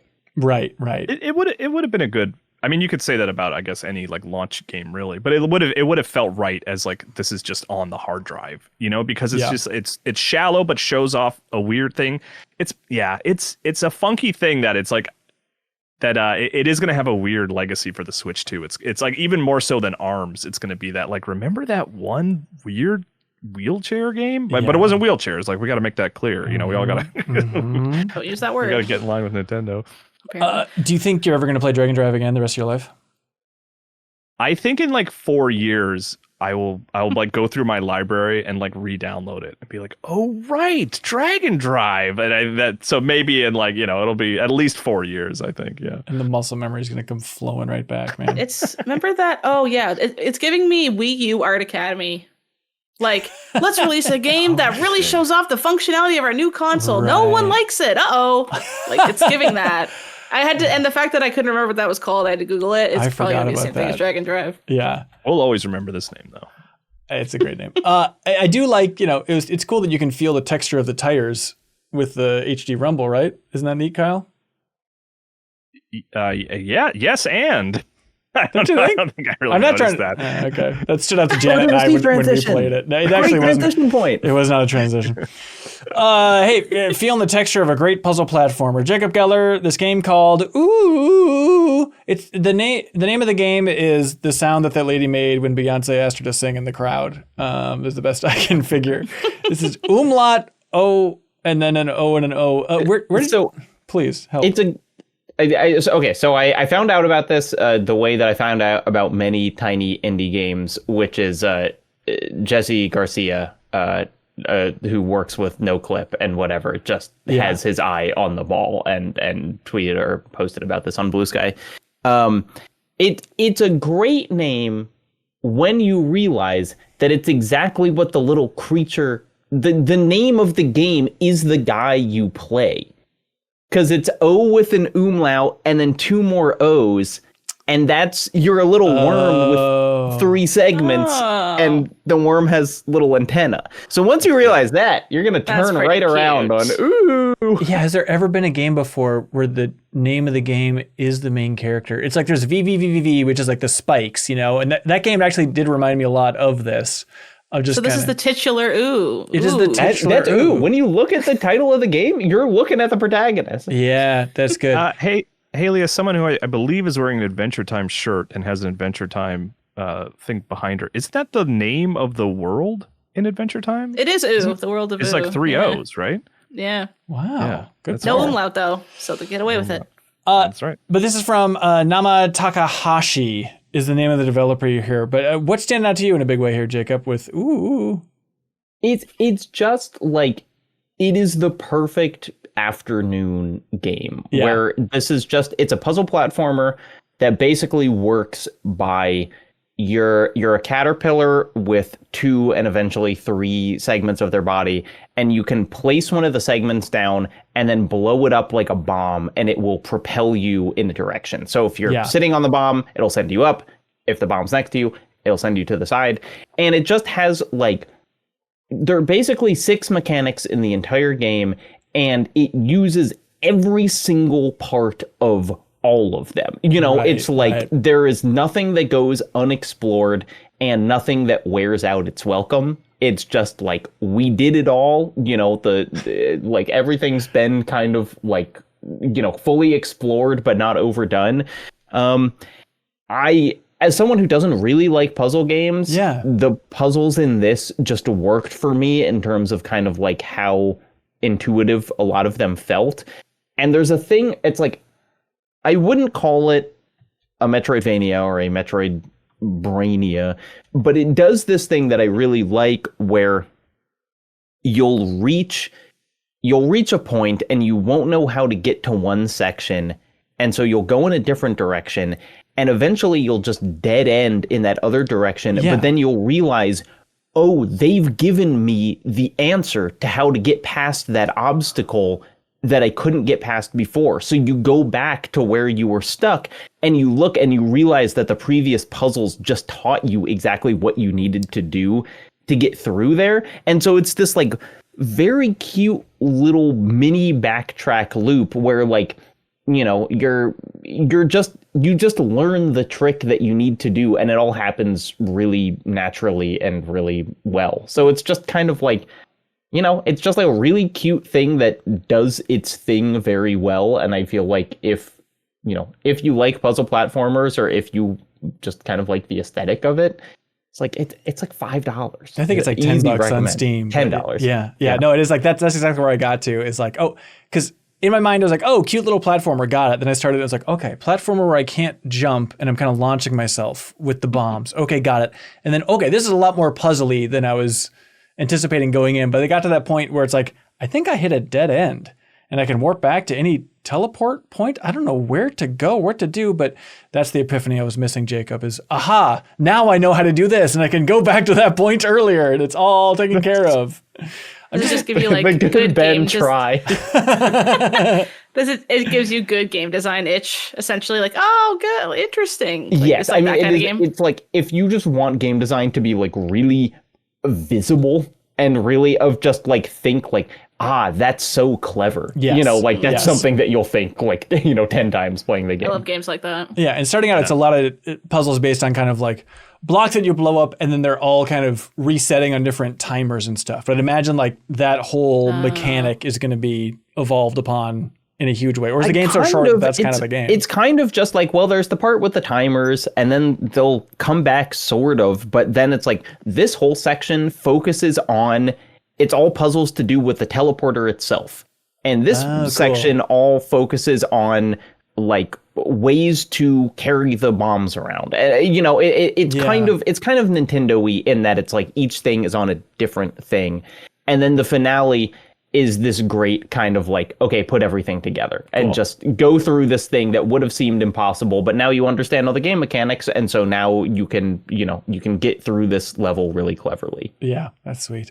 Ooh, what's the name of it? I was looking up the game on Steam and I clicked the developer's name, right? And I am not shocked at all that their previous game was Elekhead. I don't know if you did any. Oh yeah, I played that. Yeah. It's like very similar. Like everything you've been saying about Jacob, like could be applied to Elekhead in a very positive way. I liked Elekhead a lot. That was a cool game. Yeah. Also, I don't know if I've ever seen this before, but on their official YouTube channel for the developer, Nama Takahashi, they just have a full playthrough of the game. And it's just listed as official walkthrough for the game. Like, that's awesome. Here you go. Here's the entire thing. There was one time in the whole playthrough that I had to look up the solution to a puzzle. And for me playing a puzzle game, that's pretty good because I'm quick on those walkthroughs. I had to look up like 4 walkthroughs immediately, but I'm very sub Jacob when it comes to the puzzle. And you played how long? I was so stumped, Jacob. I was so stumped. Hey, look at this game. Impossible to be stumped when you're swimming around in the sand. Sword of the Sea is out from Giant Squid on PlayStation and Steam here. This is from the art director of Journey, and you'd never guess it by looking at it. You can tell. It's very much so. But yeah, Giant Squid, you might remember them. Studios formed and they made Abzu and the Pathless in the past. And then, Kyle, you were a big Pathless nut, right? Yeah, I like the Pathless a lot. I think Okay. it's cool as hell. Yeah. And then what do you think about Sword of the Sea here? I also like Sword of the Sea a lot. I think it's really good. Yeah. It is very indebted to Journey in a way that I mean in a complimentary way, in that it's like you're moving your way through a desert for a little while. It definitely separates itself from Journey over the course of the game, I think. And it's short. I know how much we love short games. It's not very long. And it's just beautiful. It's just absolutely beautiful, and it feels great to move through the sand and you know the other materials you encounter over the course of the game. I really like it. I think, because we're talking about it, I think the Pathless might still be my favorite, but this is like a close second. Like those two I kind of put, on the same tier for sure.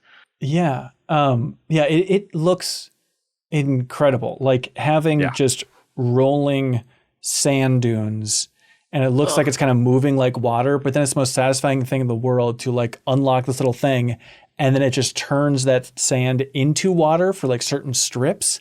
And seeing like the boundaries of where the sand meets the water, but they're kind of undulating together. It's like, that is just something I've never seen depicted in a game like that, but it looks so damn cool. You go from like the sound to the water splash. Yeah. I would just go back and forth over and over. The ASMR goes crazy in this game. Are any of you playing on PS5 or with a PS5 controller? Yes, the because it's a really good dual sense game or whatever. Like when you're grinding on like these big chain links, and it goes like as you go across. Like it's near Astrobot level of just like connecting your action to the feeling of the controller. And also it just feels so good, like on those chain links specifically. It's like, hey, it's as beautiful as Journey, except we've just got a bunch of little simple collectibles you can get that you're using to like unlock new areas and stuff like that, and kind of deposit them in kind of these NPC like characters. And just having those little bits to collect, those little Pac-Man pellets, like when you have the entire chain that's lined with them and you're going down and grinding on the chain, just getting little currency as you go, it's like, okay, this just feels even better than, terraforming the environment. To terraform it and then be able to collect little pellets as I build up like a currency for that, like just feels so good. I do feel like I want to preface this by saying I'm having a good time with the game.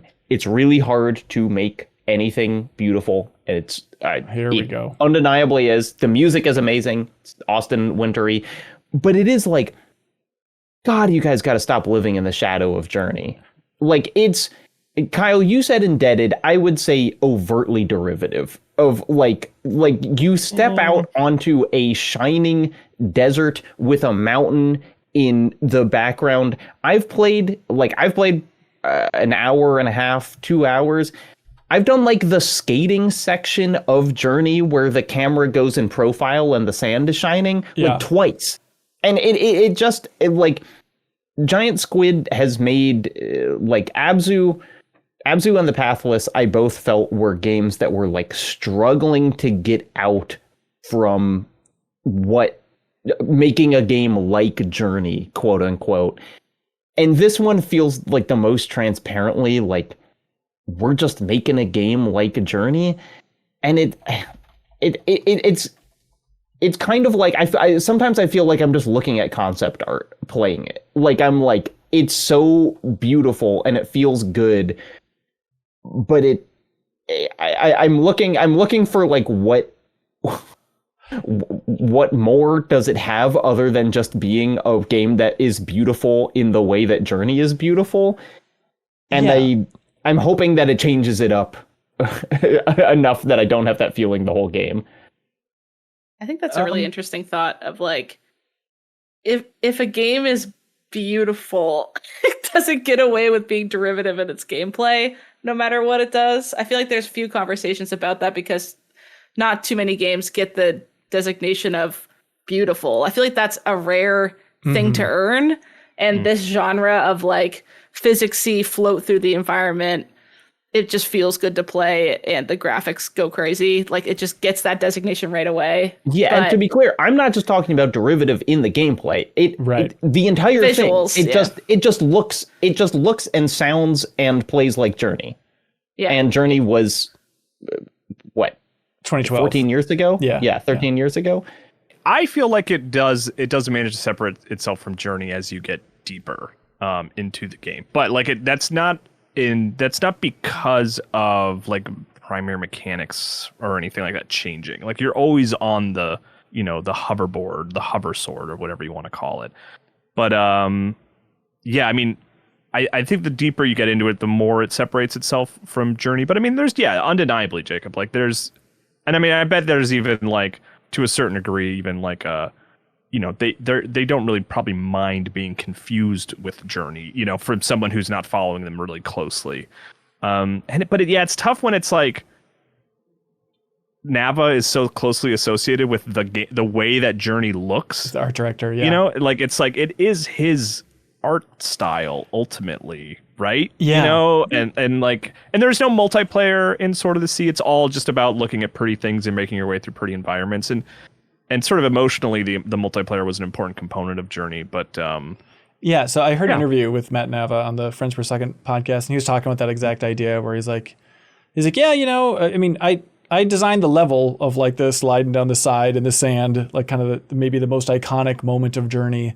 And he's like, yes, like my art style is my art style, but I tried to stay away from Journey a little bit with like Abzu, like we're underwater, pathless, we're in like, the forests. sea of grass. Yeah. And then he's like, yeah, Sword of the Sea was the first time I was like, okay, I'm just not going to be scared of it. I'm just going to go and make a game with sand in it again. And so there is totally like a cynical way of looking at that, but at least in interviews with him, the way he's expressing it is that he's just following his inspirations and then realizing like, oh, I keep being brought back to this same vibe. And it is kind of the same feelings that are in Journey. But in that interview, he also had an interesting way of talking about the game, which, it's probably basic, but I hadn't really thought of it before, where he's talking about like, I want to keep making games without combat. And thinking about like combat's so popular in video games for a reason. And so like, what could you possibly replace that with? And if you just, for the core of your game, you want to replace the combat loop of satisfaction with just basic movement, how far can you push that? It's like, you need to be flying around on a sword, snowboarding, skateboarding, doing half pipes, but then at the same time, that movement needs to be associated with like transforming the environment.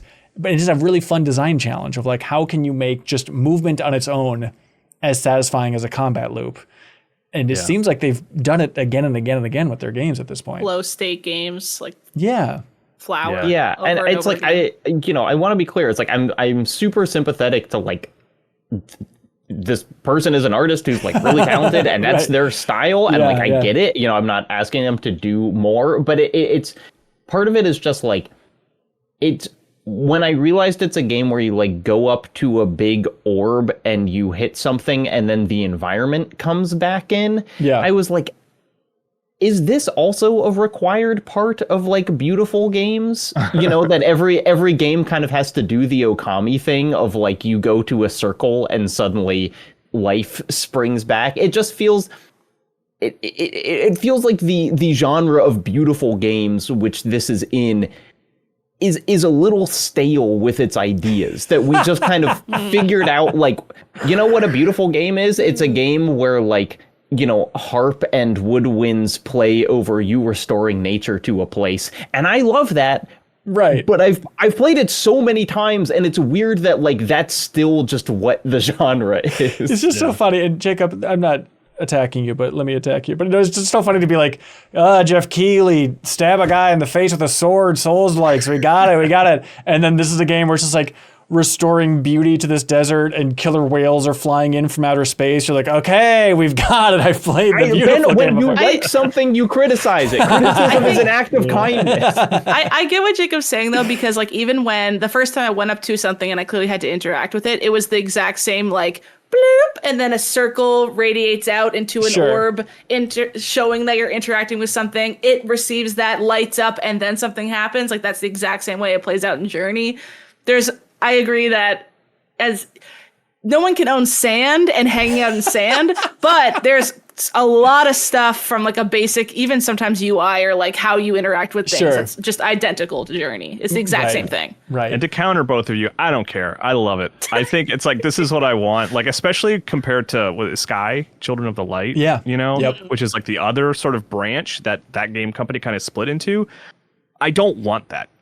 There's so much about that game that as time goes on, I hate more and more. Like, I don't truly, like, I've revisited it a couple times and I'm like, this is not what I want from this genre. It bums me out that this is what Genoa Chen is like focused all their time on at this point. Yeah, frankly. but Kyle, they keep releasing press releases that it's sold like 400 bazillion copies or something. It's like the player base is like, never mind. It's confusingly popular. You don't realize. But I know, and I spoke to him, I remember at GameSpot, like about the game, and he was like, this is like better for me as a developer to be able to just focus on this one project and try to improve this project over time, like financially, emotionally, like workload wise, like, and that makes a lot of sense. But like from the player perspective, like I would much rather have Giant Squid's trajectory of like every couple of years we just get this really beautiful short sort of experience that is not tinged or bothered at all by any of the sort of things happening online around it. If that makes sense. Like, I don't want to think about microtransactions. I don't want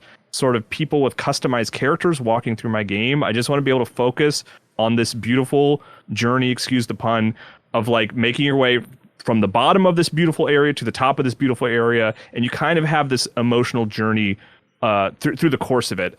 And like, actually, my criticism for this game is that I wasn't as moved by it as I have been with other comparable games, if that makes sense. Like, there is a narrative there. Yeah. And like these games like this will make me tear up without even having any dialogue or anything like that. And this isn't one that did that. This one feels more like, wow, that's amazing. And I really like the end, as the ending's really amazing and cool. And I've beaten the game twice. Like, I New Game Plus'd it immediately, almost as a sprint to get back to the ending because I liked it so much.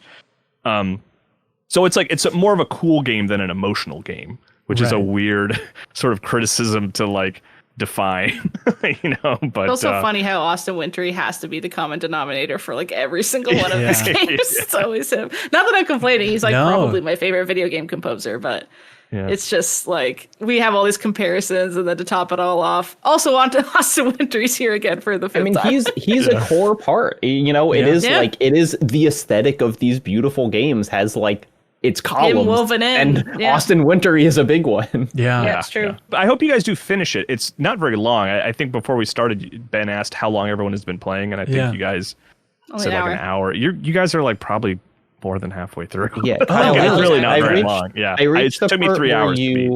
I just reached the part where you kind of fall down somewhere.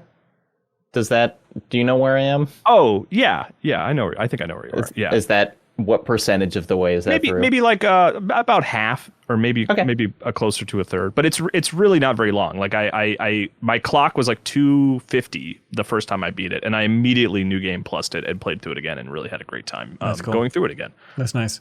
Sword of the Sea is the name of the game on PlayStation and Steam. Definitely played on PlayStation though, for the reason Jacob said. The controller does feel amazing. Yeah, it's only PlayStation and Steam, I believe. Yeah. I think they want to make more ports, but it's been kind of intertwined with PlayStation and development and stuff like that, apparently. But it's kind of an extreme sports game, right? It's kind of like a snowboarding game, just like Wheel World is kind of a game about bicycles. It's fully a game about bicycles. That's all it is. Wheel World, another one that we've been playing from Messhoff and Annapurna here.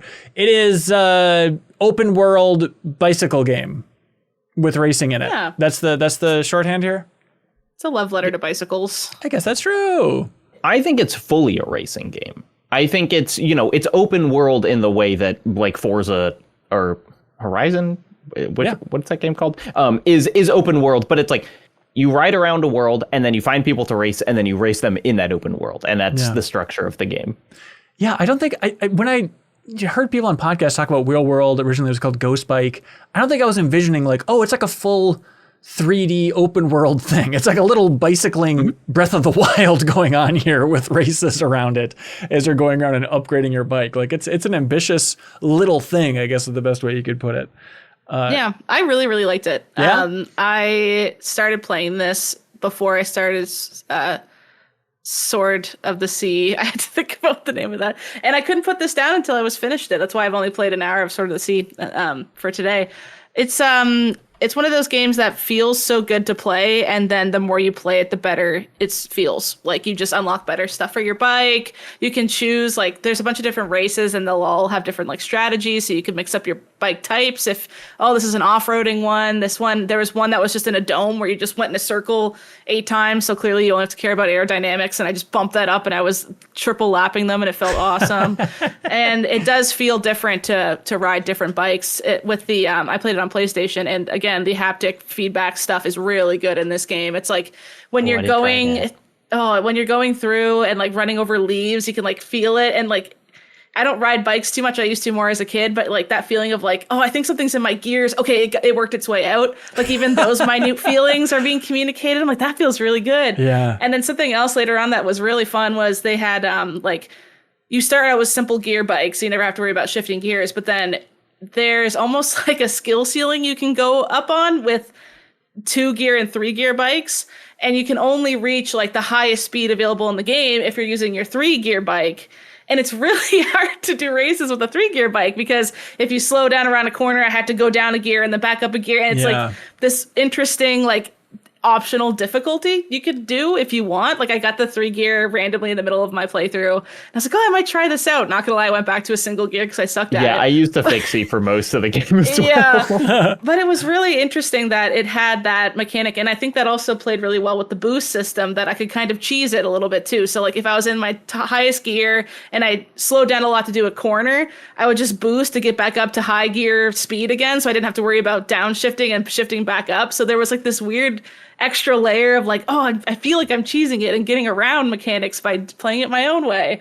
It was weirdly like engrossing, to the point that, yeah, I raced pretty much every race. Oh, wow. I was doing all the cat, like, you know, you go through and you have to find 3 letters. They have those additional kind of like Tony Hawk style challenges that you do. Really fun to 100%. Like, it's just, yeah, the thing that I was struck by playing this was just like, oh, I love how a bike feels different than a car. You know, like I really liked Season, the scrapbooking game that came out a couple years ago. But one of my complaints about that game was the bike didn't really feel bikey. It felt almost like a Segway. You know, you just kind of, you would accelerate and then you would stop and that was it. And this has such good bike feel of like the way it feels to coast and the way it feels to go around a corner and the kind of like instant acceleration of when you start pedaling. Like, contrary to a Mario Kart where you are just holding accelerate the whole time, like it feels very natural to be braking and slowing down and doing stuff while you're racing here, just because like you get to understand the physics of a bike so intimately, and then changing things up to, you know, like, okay, I'm going to get a bit more power, but I'm going to be sacrificing traction, and then figuring out like how that, like, I was thinking about the stopping distance of my bike way more than I thought I would at the beginning of the game. It just like, it's very, you know, you can tell that the people who made it have thought a lot about how a bike feels, and changing that feeling I found way more rewarding than like adjusting the parts of your car in a car game, which is just a machine that I understand less than a bike. Yeah, I get that. Yeah, I did one off-roading race without the off-roading wheels on. And I was like, oh, this is like, and I was getting stomped. So I stopped, and as soon as I put my off-roading wheels on, I was winning by, 25 seconds. It's like that much of care of like the parts actually matter. Yeah. So that you can actually strategize instead of just like, you're on a bike and now you're in a world, have fun. It's like, oh no, like I have to care about bikes. I have to know about the parts and stuff. What a gift. 2 things that I want to call out. Yeah. One, it's, experiences may vary with this, but like I like that it was not that hard. Like it's not, you can mess up and you can still come in first in a race. It's not a kind of like instantly restart because you screwed everything up game. 2, the soundtrack is so good. And it really stood good. out since the trailer, but like it just rules. And there were a couple times that I restarted a race and there was like a glitch and the music didn't play. That happened. And I was like, oh, this game is like 60% soundtrack, that it just adds so much to the experience. Every time you play a boss race, there's like a vocal track. Like there's no other vocal track except for when you're doing that, and those ones are the best ones, and they're really good. Oh, that's sweet. Yeah, this is technically, the weird thing is it's the same developers as Nidhogg, the kind of 2D, I guess, fighting game. What the hell would you call Nidhogg? But just fun to see them take a huge swing like this. And no, it's not for everybody, but like Wesley over there at Game Informer, what do you hear, like a 5 out of 10 or something? Like that was my first exposure. So I saw that in the review world. I was like, wait, what is this? But then other people like it? Okay. It's just not going to blow your mind as an open world game or as a racing game, but just combining those in like a nice aesthetic. That's kind of the appeal here. It's satisfying to play. It was giving me like a short hike, even though those are not related at all. And just like, I could jump off and do a big swoopy 8 million times in a row, and it's still fun in the same way that like going downhill really fast and then going over a jump, getting airtime, getting a boost from that, drafting behind a car, and then zooming in front. Like everything's just like, whee! It's just fun to roam around. It is totally like Short Hike is to Breath of the Wild as this is to Forza. You know, like I really think that it's a pretty accurate analogy. Funny, but yeah. Wheel World, everybody, if you want to check that out, it is out. Gosh, I have to imagine on damn near everything at this point. Yeah, Steam, PlayStation, Xbox, and Epic, but not on Switch for Wheel World there. Hey, Kyle, you know what's working, man? HelloFresh? Oh, we already did that one. Yeah, keep going. What's working? Yeah, man, it's what's working. I am struggling. The virtuous air conditioning. I don't know. I was gonna say my air conditioning in my undies. No, everybody, what it is? It's the virtuous cycle, as they call it, of independent games media. If you want to support independent games media, you can go to patreon.com/MinnMax with 2 N's. If you jump in before this Monday, we'll DM you a Steam code for Sunderfolk. If you jump in at the $5 tier, or if you upgrade any of your tier, if you jump up to the 5. From the 5 to the 10, from the 10 to the 20, whatever you like, whatever works for you, whatever is sustainable for you, we greatly appreciate it. And unlock another benefit in there as well. And of course, thank you to some of our biggest supporters, people like I Am 8-Bit. They want everybody to know about the physical version of Tales of the Shire, the Lord of the Rings game, available on Switch and PlayStation. It has a whole map in there based on Bywater, the quaint village from Tales of the Shire. And I'm 8-Bit, they know what they're doing. They do not mess around when it comes to physical versions of games. They know how to make it beautiful. So you want the physical version of Tales of the Shire, you can check it out in their wonderful online store. And you can go to that wonderful online store and you can get 10% off of everything under $100 by using the promo code Digital Nomad. Digital Nomad for 10% off of everything in the wonderful online store under $100, not including Atlas vinyls. Which is relevant because you should support I'm 8-Bit because they support the MinnMax community in a huge way by shipping out a prize each and every week. Whoever has the best question submitted on Patreon wins Question of the Week, and that person wins a wonderful prize. And this week, that person wins the Persona 3 Reload 4 vinyl soundtrack, thanks to I Am 8-Bit. Incredibly generous. I liked that game so I could want that soundtrack, but that's how nice that soundtrack looks. I need more desperate wants. I wrote down that code because I want to buy the Ashtray Maze PJ set on I Am 8-Bit for the 30th Remedy anniversary, so I'm low-key going to use that for the PJ set. Hey, no. No low-key when it comes to I Am 8-Bit. Be loud and proud with your I Am 8-Bit promo code. Digital Nomad, everybody, no space. All right, community questions. Here we go. They really have to earn it. Nick McCaffrey says, hey, MinnMax. Hello. My brother and I were discussing whether or not having a killer game soundtrack is the ultimate secret sauce to create a runaway hit video game. Do y'all think this is true and that soundtracks carry that much weight? Kind of. That's funny. We just I know. That. Yeah. Just talking about Real World. Yeah. Are there any Okay, this is an interesting doubleheader. Are there any phenomenal games where the soundtrack is lacking? And are there any where the soundtrack elevates a game that otherwise is pretty standard? I think both are interesting. Let's start, Nick, with number one. Are there any phenomenal... Why is this word so hard? Phenomenal games where the soundtrack is lacking? And it is interesting. If you look at like the greatest games of all time, it's like awesome soundtrack, awesome soundtrack, awesome soundtrack. Like what are the odds here? Is it just we're falling in love with the soundtrack more because the game is so good, or is it just naturally this works out well? So can you all think of any amazing games with soundtracks that are like, meh? The latest Black Ops 6 freaking I was gonna say pretty much sucks. any multiplayer first-person shooter. Yeah. Overwatch. The, like Is there freaking menu one? music. Ring in the fire, ring in the fire, ring in the fire, ring in the fire, ring. It's just that for don't like stop. hours. My favorite part was coming up. Come on. Ring in the fire, ring in the fire, ring in the fire. It's literally that. I'm like, I looked in the menu to see if I could turn off music only in the menu, but no, it's everything or nothing. So ass. Games I've loved recently, I was trying to think if I remembered the soundtracks at all. What was the Pikmin inspired game? I don't know. I'm struggling to remember the name. Oh yeah, the little people free micro. Oh my god, no one can look it up. Oh, I'm looking it up. Oh, I was just thinking about that. I see it in chat. Okay, what is it? What is it? It was Tinykin. Tinykin. I don't remember anything about that soundtrack, and I adored that game. I don't think the soundtrack is super crucial, maybe for me, but I always love it when I see it, because sometimes I play games on kind of low volume sometimes in general.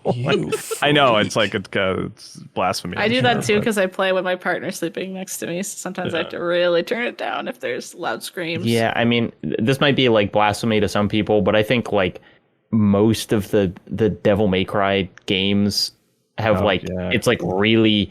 It's like, metal battle music, and it's like the same track over and over, and it like, especially in DMC3, it sucks. But that game, still amazing. And to save, you're not saying Devil Trigger sucks. You're saying that's probably the greatest song ever written by a human being. Yeah, for sure. And that one, Bury the Light, which has like 200 million views on YouTube. That one's great. Right. And just to be clear, when I was talking about first-person shooter soundtracks sucking, and I said Overwatch, I think Overwatch is the exception. I love Overwatch's music. Oh, yeah. I think and like, GoldenEye. Oh yeah, of course. Perfect Dark, of course. Overwatch has good music. So here's controversial, and Backstage Pass beat me to it. When it comes to like the best of the best with the most soundtrack, that's like, I respect it. I don't think it's great. Breath of the Wild, I think, is the most recent example. Wrong. Look, it's interesting. I don't think that's unfair. And I do like the soundtrack, and I love Zelda, obviously. But the Breath of the Wild soundtrack is light to a fault, I think, sometimes. Right. And it's not very dynamic or like full. And I think that was intentional, right? They kept it kind of to piano mostly, right? But like it's so I even though like I love the sound of that game and the music of that game, but really I think lends it to like sort of the lonely experience that Breath of the Wild is kind of on purpose. It is not like it's not my favorite Zelda soundtrack. I mean, that's the thing. It's like I appreciate what it's doing. When I think of this Breath of the Wild soundtrack, I think of like just like those types of sounds. I love the Guardian music and the Lost terrifying. Woods. Yeah, I love. But like everything else, I don't know if there's anything I'm like over the moon for. I understand it being a soundtrack that you would not listen to outside of the game. Yeah. But that is it fits the game perfectly. Like I think the game would be worse with a different soundtrack. Now that I think about it, I do watch copious amounts of Breath of the Wild background music and sounds to relax and study too. Yeah. And it's like the perfect, like, my brain turns off to do my work. There is probably a higher level appreciation for how it's being implemented in the game in a more subtle way. It is just, it's not fair competition for one of the greatest series of all time. But if you were to rank the Zelda soundtracks, I mean, I think it's Skyward Sword #1. Twilight Princess. Okay. Look, I love Twilight Princess. Skyward Sword is the best soundtrack of the series. I will fight you on this, Jacob Geller. I could fight with Let's listen to them. Let's do it right now. I listen to both those soundtracks all the time. New Show Plus. Midna's Lament alone is such a good I love song. that one. I learned how to play it on piano. It's still not as good as Skyward Sword. You're crazy. I would say Breath of the Wild is probably somewhere around like a Oracle of Ages or a Minish Cap, or actually ranking the soundtracks. It's higher than those, though. Probably higher than those. Okay. Yeah. Okay, here's another hot take. I got scorchers, so has everyone got your gloves on? Because you're going to get burned today. Greatest game of all time, soundtrack, I don't know, Resident Evil 4. Like, effective in its place, but, I mean, if we're thinking iconic Resident Evil 4 music, nothing. The save room music alone makes this good. Wrong. It's good, but even in the pantheon, again, of Resident Evil save musics, probably my least favorite. It's the really? I mean, I would take like 2 and 3 over 4's save music. Yeah. I disagree. Okay. 4's music made me feel so safe. It's like Pavlovian that like you love that song because you're like, you finally rest. But I don't relax for a minute. Outside of the save room, I don't know if you played me music from Resident Evil 4, I'd be like, oh yeah, that's the track from Resident Evil 4. Which I could be It's like that type of stuff, you know? Yeah. All right. That's not a soundtrack, more as like gameplay scoring. Oh, here we go. like. Austin Winnery over here is going to come at you. Yeah, also, are you forgetting the song that Leon's listening to on the radio at the beginning Genuinely, of the when I game? think of my favorite music of the game, that came to mind. It's like that Spanish tune. I do like that song a lot. And then the target shooting music in the remake, which uses that song in it. Right. Incredible. I take it all back. I'm an asshole. Can we talk about good ones? Wait. Good ones for soundtracks? mediocre games? No, I got more great games, bad soundtracks. I got more. Okay. Questionable soundtracks. Half-Life. Let's go the whole goddamn series. Like cool and like different Half-Life. and moody, but like if I played some Half-Life 1 music, Kyle, I don't think it's striking a chord in your Kind of the soul. same Breath of the Wild argument agree where it's with like that. perfect for that game, where it's this like weird technical kind of synthy that like where I like, and Portal's the same way. Like Portal's soundtrack is so interesting and perfect for that game. Yeah. I do think Portals is better. Yes. Portal kind of demonstrates like Half-Life could be a little more interesting and still have that tone. Yeah. But that is one where if you played like against the Resident Evil example, if you played Half-Life music for me, I think I'd be able to identify it as Half-Life music because it is pretty unique. But I would measure your body. I don't think you'd be enjoying it. That's fair. Okay, thank you. You're measuring his body. I would take out a tape measure and I'd measure Kyle's body, and I could tell that he would not be enjoying it. Yeah. Okay. What about soundtracks that elevate a game that otherwise is pretty standard? Scarlet Violet Pokemon. Great. Yes, great pick. Yeah, I think you're right. My go-to is always the Scott Pilgrim video game. Oh yeah. I love that Anamanaguchi soundtrack, and I listen to it all the time to this day. And that game is like fine.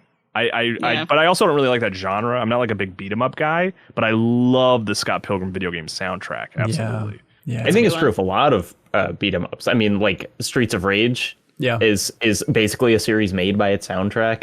I think any game where you die a lot nearly necessitates a good soundtrack. It's like Hotline Miami is nothing without that soundtrack. Super Meat Boy, I think it's like completely original necessary. soundtrack specifically.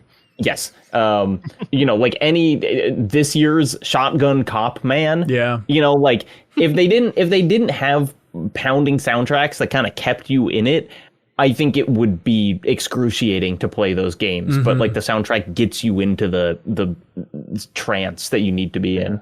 Yeah. Another one that I could never make it more than like half an hour into the game. It just like never clicked with me, and I've tried it multiple times. But I listen to the soundtrack often. Is it's Sword and Sorcery? Yeah. Like great pick. Yeah. That one's so Jim good. Guthrie. And I like the way that game looks, and I was like, well, I love this music so much. There's got to be an amazing game here, and it's just like it's never clicked with me. Yeah.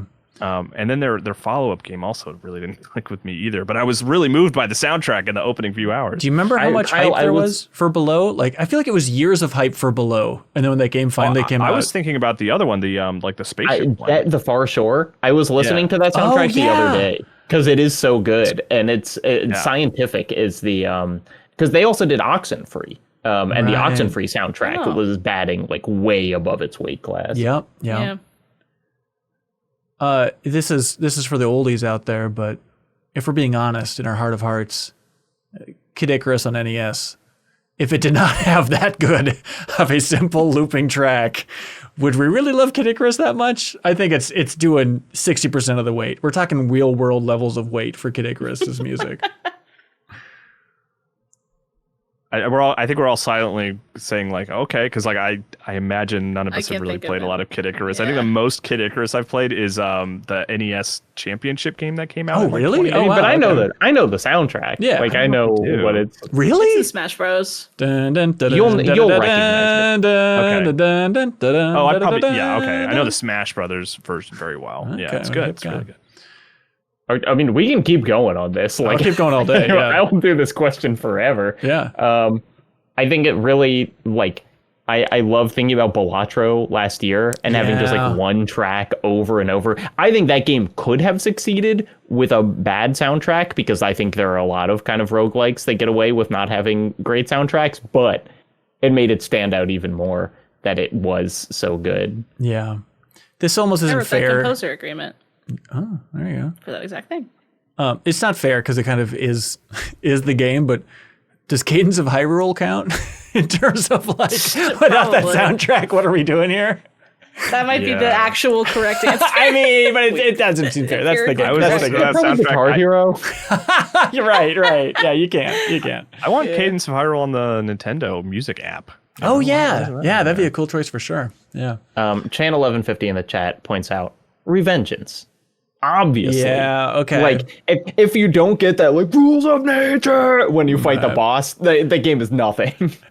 And look, if I'm tearing down gigantic games and their soundtracks, I got to be honest with my own preferences and games that I love. I think World of Goo is a real contender here. If that had like a 0 soundtrack, it'd be like, okay, I built some bridges. I get the idea, but that soundtrack just lifts it to heaven. We named them You all. love this question. Ben's waiting for more answers. Yeah, he I was loves like, this I don't have a question. time This is limit. what You Ben's want to ask game. any more questions? This said is he gotta question go of the all week. day. I can already tell. Congratulations to Nick McCaffrey. You've won question of the week. No. Christian Hall writes in, they say, hey, MinnMax, I recently listened to Into the Aether's review of the PSP. A lot of the conversation was trying to find the quintessential PSP game, something that was not only fun to play, but also made sense as a portable game. Yeah, they just dropped that episode, which is like 6.5 hours of them unpacking the entire PSP, and it's very good. Into the Aether is that podcast. But they say, what is your quintessential handheld game? Something that's well suited for portable gaming. My answer is actually the movie Spider-Man on PSP UMD. Yeah. I think that's the quintessential PSP game. Spider-Man 1. Hell yeah. Yeah. Yeah, the Raimi one. Right. Well, Spider-Man 2, because that came with the PSP, right? Didn't it? Spider-Man 2? You know that. That's great. Yeah. I remember getting my PSP, not having a lot to play, and being like, well, I might as well watch Spider-Man 2. And like sitting on a couch with headphones and being like, not realizing this was my Remember when our future. attention was so good that we could do stuff like that and genuinely watch the whole film and do stuff like Haley, that? I can't do it. You can do it. you Haley. can't watch a movie? I can't watch it on a PSP with headphones on. Well, that's Sure. Yeah, you, that's you would be locked up if you watched a movie on a PSP these days. I mean, it's think, yeah. so okay. Quintessential handheld, like just broad handheld. I mean, Tetris, right? I mean, Yeah. the original Tetris for Game Boy, Boring, like defined the but whole, correct. that For me, defined the I whole play sort of one medium. game of You know, Tetris. I don't want to play Tetris for a while What? because I'm bad at Tetris. Oh, Haley. that's because you didn't It's play it okay. enough on Game Boy. I didn't play it at all. For me, it's like I need something quick, easy, pick up, put down, and like the first WarioWare is That's good. for me Yeah. like the ultimate Interesting. handheld thing. Like, and especially because I have it on my 3DS. I don't know if I told you guys, I'm a 3DS ambassador. So having it on my 3DS was just like every flight. It was just all right. I guess I play more of WarioWare and Game Boy Advance again and again and again. Do you still the other bring one that that I- on you? I should if I wanted to feel alive. The other one, when I think of like my favorite handheld experiences, truly is like Dawn of Sorrow, Castlevania on DS. Because Oh. like I just adored that game and just like could not stop playing until I had like done everything in it. And even revisiting in the last year or two on Switch, I was just like, oh yeah, I didn't realize how much I loved this game, you know, until I picked it back up and played it again. So like that's another one that I think about a lot with mobile gaming. But it, you know, it's just a good Castlevania game. But I think the reason I give it so much of an edge is because like having the map like on display at all times on the DS, it just felt like the system was like made for that. And then it was just a really good Castlevania game that was like worth the wait. You know? Yeah. It's funny. I was thinking of this as phone games, you know, or kind of modern meaning of mobile. Yeah. And quintessential, I was like, I think it's still Doodle Jump. Like if I think of like what is a phone game, which is just like when I was playing games on my like iPod Touch or whatever. Right. But it's like I still think like, yeah, the games you play on your phone, like Doodle Jump. Peggle. Yeah. Mine is Peggle on mine the is iPod Stardew Touch, Valley. undefeated. Ooh, Stardew Valley I on could- portable? I could play Stardew Valley on my Steam Deck till I'm dead. Like that's Desert Island game material for sure. Yeah. Yeah, that's nice. But you've been getting back into Fields of Mystery, you said, right? Yeah, well now I can go on dates with all of them. Sarah finally let me go on dates with all the little hot people. They It was limited? nice of her to implement that into the game. Thank you, Sarah. So, Wait, they limited who you could go on dates with? That seems like the most date-friendly Well, game. it's in early access, Ben. They're Oh, rolling okay. out the Yeah, content. you could only get so many hearts. and then they lifted the cap. Jacob knows because Annie's all in it too. Annie knows what's going on. Annie has a room of her house in Fields of Mystria that's just the portraits that everyone gives you when you go on a date, and she has like Hell 30 yeah. of them, and they're just like spread across the wall. That's a confident move to go on a date with someone and just hand them a portrait of yourself. Like, you'll need this in your Or house. I'm going to invite impress them you over so to hang much. out, and you see a picture of every date they've been on. Don't go in that room. It's so intimidating. And all the eyes are moving, like they're trapped behind the walls. Anyways, Almost Evan writes in and they say, hey all, with Nintendo giving Kirby Air Ride a new entry on the Switch 2, what other overlooked GameCube games do you think deserves a second chance on the Switch 2? Personally, I would love to see Nintendo give Chibi Robo another chance. And they kind of are with, dropping it on NSO, I suppose, which is coming out soon.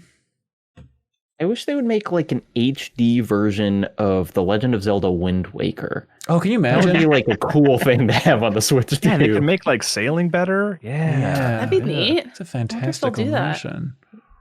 I guess it could come to just Nintendo Switch Online, but I've always wanted to play through Eternal Darkness. I knew you were going to say that. I Yeah, freaking I've only knew ever it, Kyle. played like the first hour, and I think that the last time I played it was like 2019. Yeah. And even in 2019, knowing what I was going in for, it still had a few moments where it tricked me. Yeah. Oh, good. Like where it's like because I was like streaming it and like my screen shut off and I was like, oh, I'm having a streaming problem, and it was like, nah, we're just messing with you, and I was like, oh, okay, you got me. and that was a Or patent. when it cuts to like a demo screen, it's like, thank you for playing the Eternal Darkness demo, and you're like, oh, I thought I had the full game, and it's like, nah, we're just messing with you, man. And the premise, for everybody, has the sanity meter. And so as the sanity goes down, it's like your health bar, then wild things start to happen. But that's like a patent, right, Haley, for the sanity meter for Eternal Darkness? Expired. Expired patent. Brr, brr, brr, brr, anyone can do it. Get it now. Get it. I don't know, Kyle. I like the game back in the day a whole lot, but I don't know. I just think of I think Jeff Bakalar over at Giant Bomb played through it, and it seemed like one of those streams that was like torture to get through. I was recently. I believe it. I was recently on a charity stream where someone else was playing that, and I was like, "This is incomprehensible." Like, I don't know what these mechanics do. Yeah, just throw it on Nintendo Switch Online. We'll all figure it out together. It'll be fun. It's not like Nintendo first party, but Beautiful Joe I connect that so much with the GameCube, and that just feels like an anomaly for how much it's been disregarded and just forgotten about, Pokemon Coliseum. Okay, yeah. Okay. They dropped that like a hot tamale. I love those. Bring them back. Gale of Darkness is like a Coliseum game. XD, that's like the follow-up, which is more RPG stuff. But they're making that mobile and Switch game that's like a successor to the Stadium and Coliseum games, which, that'll be something, Ellie. Yeah. Well, Stadium and Coliseum are so different. Coliseum is just like an expanded version. It just had like a little RPG campaign in it, right? Yeah, you could like Umbreon and Espeon were the buddies, and what was the character's name? No one knows. Bill. I can't. Bill. Bill was stuck in the PC. That's an entirely different Bill was thing. at the PC. Yeah. Professor Right, Oak. that's right. I wasn't even going for The that. worst reference you could have dropped, Kyle. I've also been thinking a lot about Metal Gear remakes, shockingly. And let's get Twin Snakes on like a new platform. That'd be fun. Somewhere. That'd be super fun.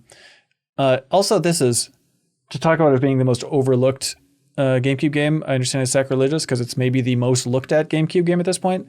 But like Smash Melee, if they could just honestly, Sakurai, he's going to be making Kirby Air Riders 2, 3, 4, 5 forever for the rest of his life. But like, if they needed to fill a Smash gap, which we all do sometimes, if you just make, if you just like make a Smash Brothers Melee HD as is, put it on Switch, people would pay $70 happily with like online fully featured Melee. Like, one of the kind of things that is hard to understand about Nintendo is like they do not want that game to exist. Yeah. They clearly regret how hardcore the fan community is about it. And they will like actively shut down tournaments. They will never acknowledge Melee again.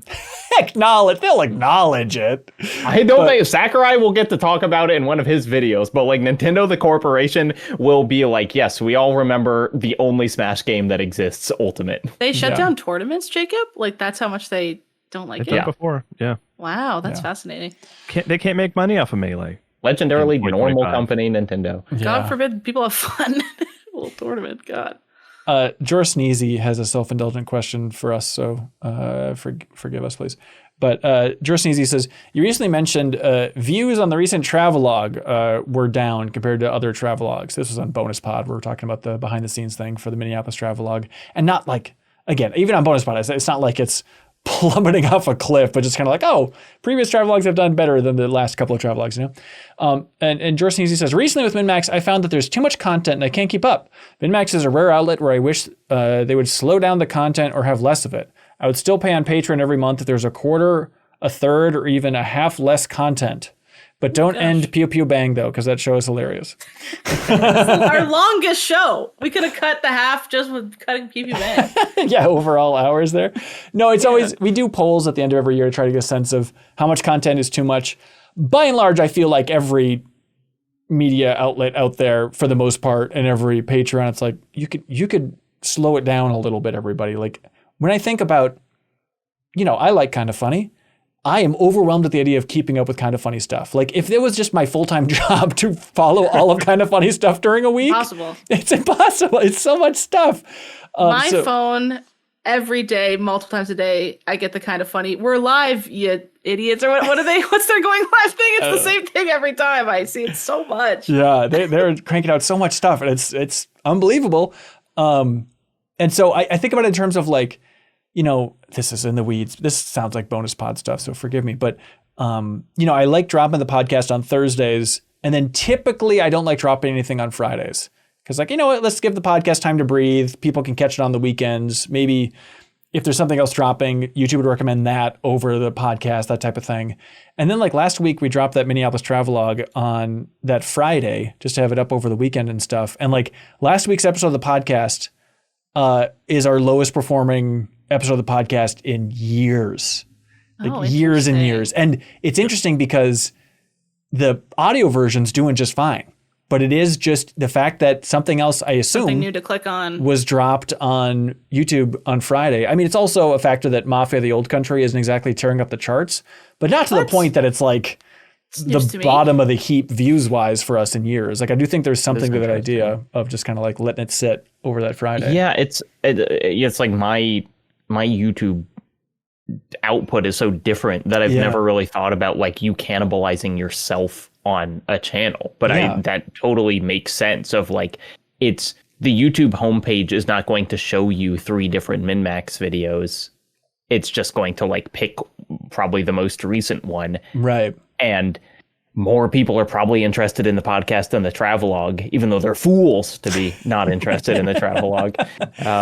That is, you know, it's like I think of MinnMax almost more as like a TV station at this point, of kind of like you can tune in and tune out, and I'm not trying to watch like everything that happens on CBS or whatever. I certainly think that's how like Kind of Funny conceptualizes itself. Maybe as just like, we're just going to be on and you can tune in and out.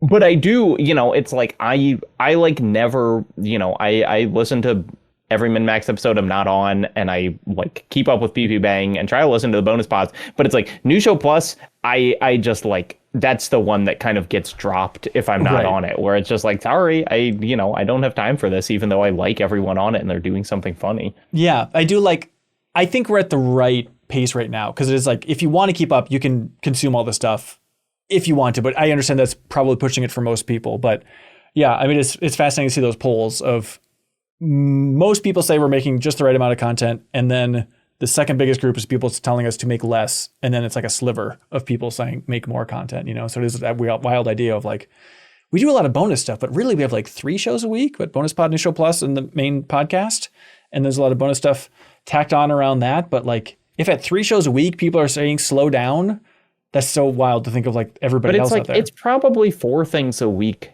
as often as not. Yeah, I think so. Max spoilers, travelogues, interviews. Yeah. Yep, PP Bang for sure. Yeah. So, you know, we always try to find that balance. Feedback is welcome. Yeah, hopefully, I don't know. Maybe we can dial it in a little bit better next year. It's nice to hear you're too much than the opposite, I guess. Yeah, it's interesting. Kajax, I'm sorry. Kajax. Trademark. They say, with Gamescom this week and the huge Minnesota meetup, would you ever consider a form of a European meetup? Absolutely. I'd love to do that. Fun. That would be super fun.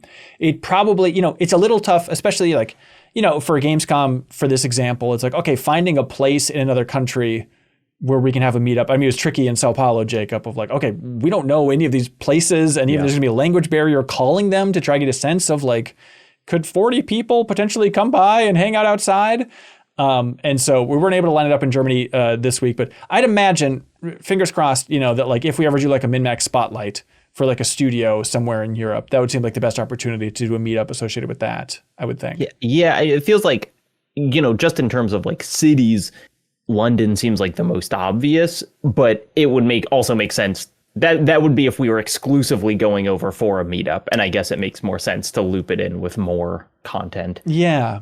Or maybe, maybe it would be a future Gamescom if we keep going to that, then we could line it up if people are going to be in town anyway, then maybe that would make sense too. Brian Tylick, and by the way, we've talked more about MinnMax Spotlight and where it's at and stuff on Bonus Pod and stuff, but like maybe it'd be a fun bonus pod at the end of the year of like, let me walk through every MinnMax Spotlight that was pitched and discussed and why they're all kind of tricky to pull off and how many dangling threads have been left. And so it's a sea of really cool things almost happening, I swear. Anyways, Brian Tylick writes in and says, hey folks, have any of you in particular, Jacob, had a chance to watch People Make Games' follow-up to their Disco Elysium documentary yet? I'd love to hear your thoughts on it. Yes, I have. I'm a huge fan of People Make Games. It is a game documentary YouTube channel for people who don't know or unaware of them. About 2 years ago, they made a video on Disco Elysium and everything that's happening with like the fighting over the rights of that game and various different allegations at the studio. And this video, they just released a video like last week that's basically revisiting it. And it is really interesting because a large part of the video is dedicated to criticism that they received about that first documentary, which Chris Bratt, I think really insightfully kind of thinks about how they ordered the documentary and how it basically like, because it was like the first part of their documentary was on kind of the rights being stolen from the original creators of Disco Elysium. And then the second and third parts were about like allegations of kind of a toxic workplace while making Disco Elysium. And so he was like, we left the viewers thinking that we were like not as mad about this thing as this thing, and kind of goes back and just re-examines like how you communicate emotions through reporting in a way that I found really interesting. And then they talk to all of the spin-off studios that are currently developing kind of Disco Elysium successors. And as many people have joked about, the single most, like, the fact that there are 4 Disco Elysium successors that all say that the other ones are bullshit is the single most communist thing that could have happened.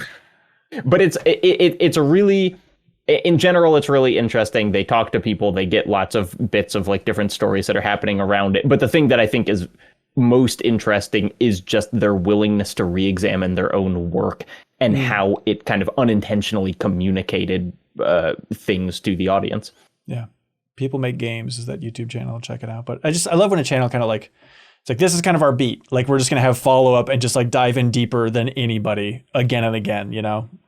Yeah, I mean, it's like, I don't think they want to be doing that necessarily, but there is so much here. And also, should call it the production on that video, Ben, you should watch, just because it's like their graphic design is so good. And it's like a 2-hour video. And it's great the whole time. Wow. Yeah, that's awesome. So much effort into the infographic, like to mimic Disco Elysium styled aesthetic as well. It's they have like portraits of all the developers a la Disco Elysium. Oh, fun. Yeah. Kath writes in and says, following Bonus Pod 2 weeks ago, Jacob Geller, did you end up watching K-Pop Demon Hunter? If yes, what is your favorite song? And if not, why do you deny yourself joy and happiness? Yeah, I haven't watched it yet, sorry. So you have denied yourself joy and happiness. That's interesting. I think I brought it up a long time ago that I was excited about it, and I think I was universally made fun of. I think I don't remember. I watched it because of you. I watched it because of you, Kyle, and I was like, Kyle was right. This movie's freaking amazing. And then the next week, it was the #1 Netflix thing of all time. Haley, I appreciate on the bonus podcast you said you guys were talking about it, and it was like, how was really early on that one? I was like, I feel like I've had a good track record of pointing to movies and being like, that's gonna be good. Like Naked Gun and K-pop and Superman. If I think I was just making fun of the idea of naming a movie K-pop Demon Hunter. Yeah. Just like naming a movie like Muscle Army Shoot Guy. It's just like, these are the things in the movie. That's the new Call of Duty tagline. It's kind of perfect though, because it is like, that's exactly what that movie is. It's like, it's not really like, Is this going to be greatest work of art of 2025 contender? Is that what we're working with here with K-pop Demon Hunters? I think we could come up. I genuinely love that movie. Like, I think it's really great. 3 or 4 times already. Yeah, I've watched it. It's playing a lot in my house. Yeah, and it's like that opening. I don't remember who I was talking to this about, but the first time I watched it, this is embarrassing. Like the opening scene where they're like fighting demons for the first time, I was like tearing up because I was like, these girls work together so well and they're such good friends and they're really taking on these demons together. That was giving me the goosebumps I was talking about earlier when things happen to the beat. Like everything in that movie is very choreographed to like when the beat is hitting, like a demon's hitting a window and be like, no, or like whatever. And I'm like, it like gives me the crazy feeling. Ben, those like great like League of Legends music videos that they do? Like, yeah, sure. You know what I'm talking about? What was that other girl group from League? No. God, yeah, it was they're like fake girl group that they do with League of Legends characters, and they have it's basically like if you made a 90-minute feature like with that kind of like, energy and style. Yeah, KDA. Okay. Yeah. Sweet. So Jacob, you're kind of a monster for not. You're a bit of a demon yourself. I still intend on watching. Okay, and I'm gonna read Moby Dick someday. Okay, buddy. It's coming to theaters now.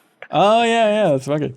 And are you gonna watch it? Or, like, is that something? I mean, you like animation. Like, I do. Like, I should. A good animated I film. should. There's no doubt about it. I should be watching that. Which reminds me, question of the week. What do y'all want to give the big prize to?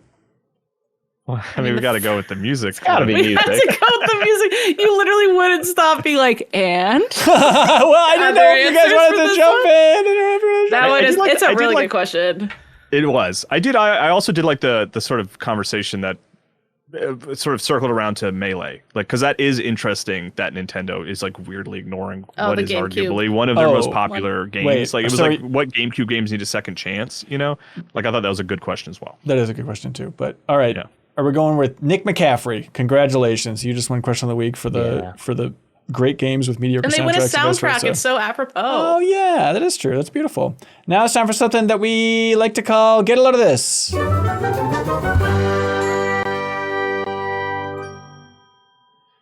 Step right up. Who's got a hot one?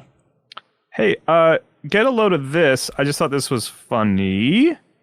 But on a recent episode of Comedy Bang Bang, the Doughboys' Mike Mitchell was a guest. He was promoting the Twisted Metal TV show, and they were making fun of him because before he became an actor, or comedian, or whatever you want to define him as, he was like an intern at the Simpsons, where he was like a production assistant. Oh. And Scott Aukerman was making fun of him for like having to highlight the word dough in all the scripts. Like, he was joking that that's what you did. And he was saying, which I just thought was interesting, that they don't write dough in the scripts at The Simpsons. It just says annoyed grunt.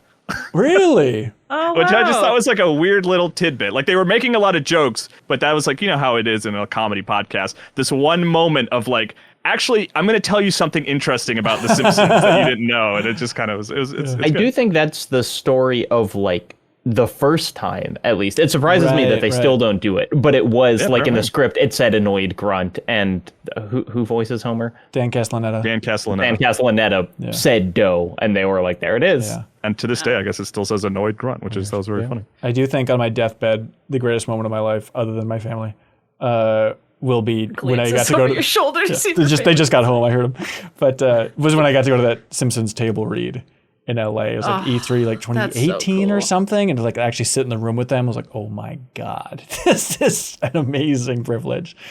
Hey, get a load of this.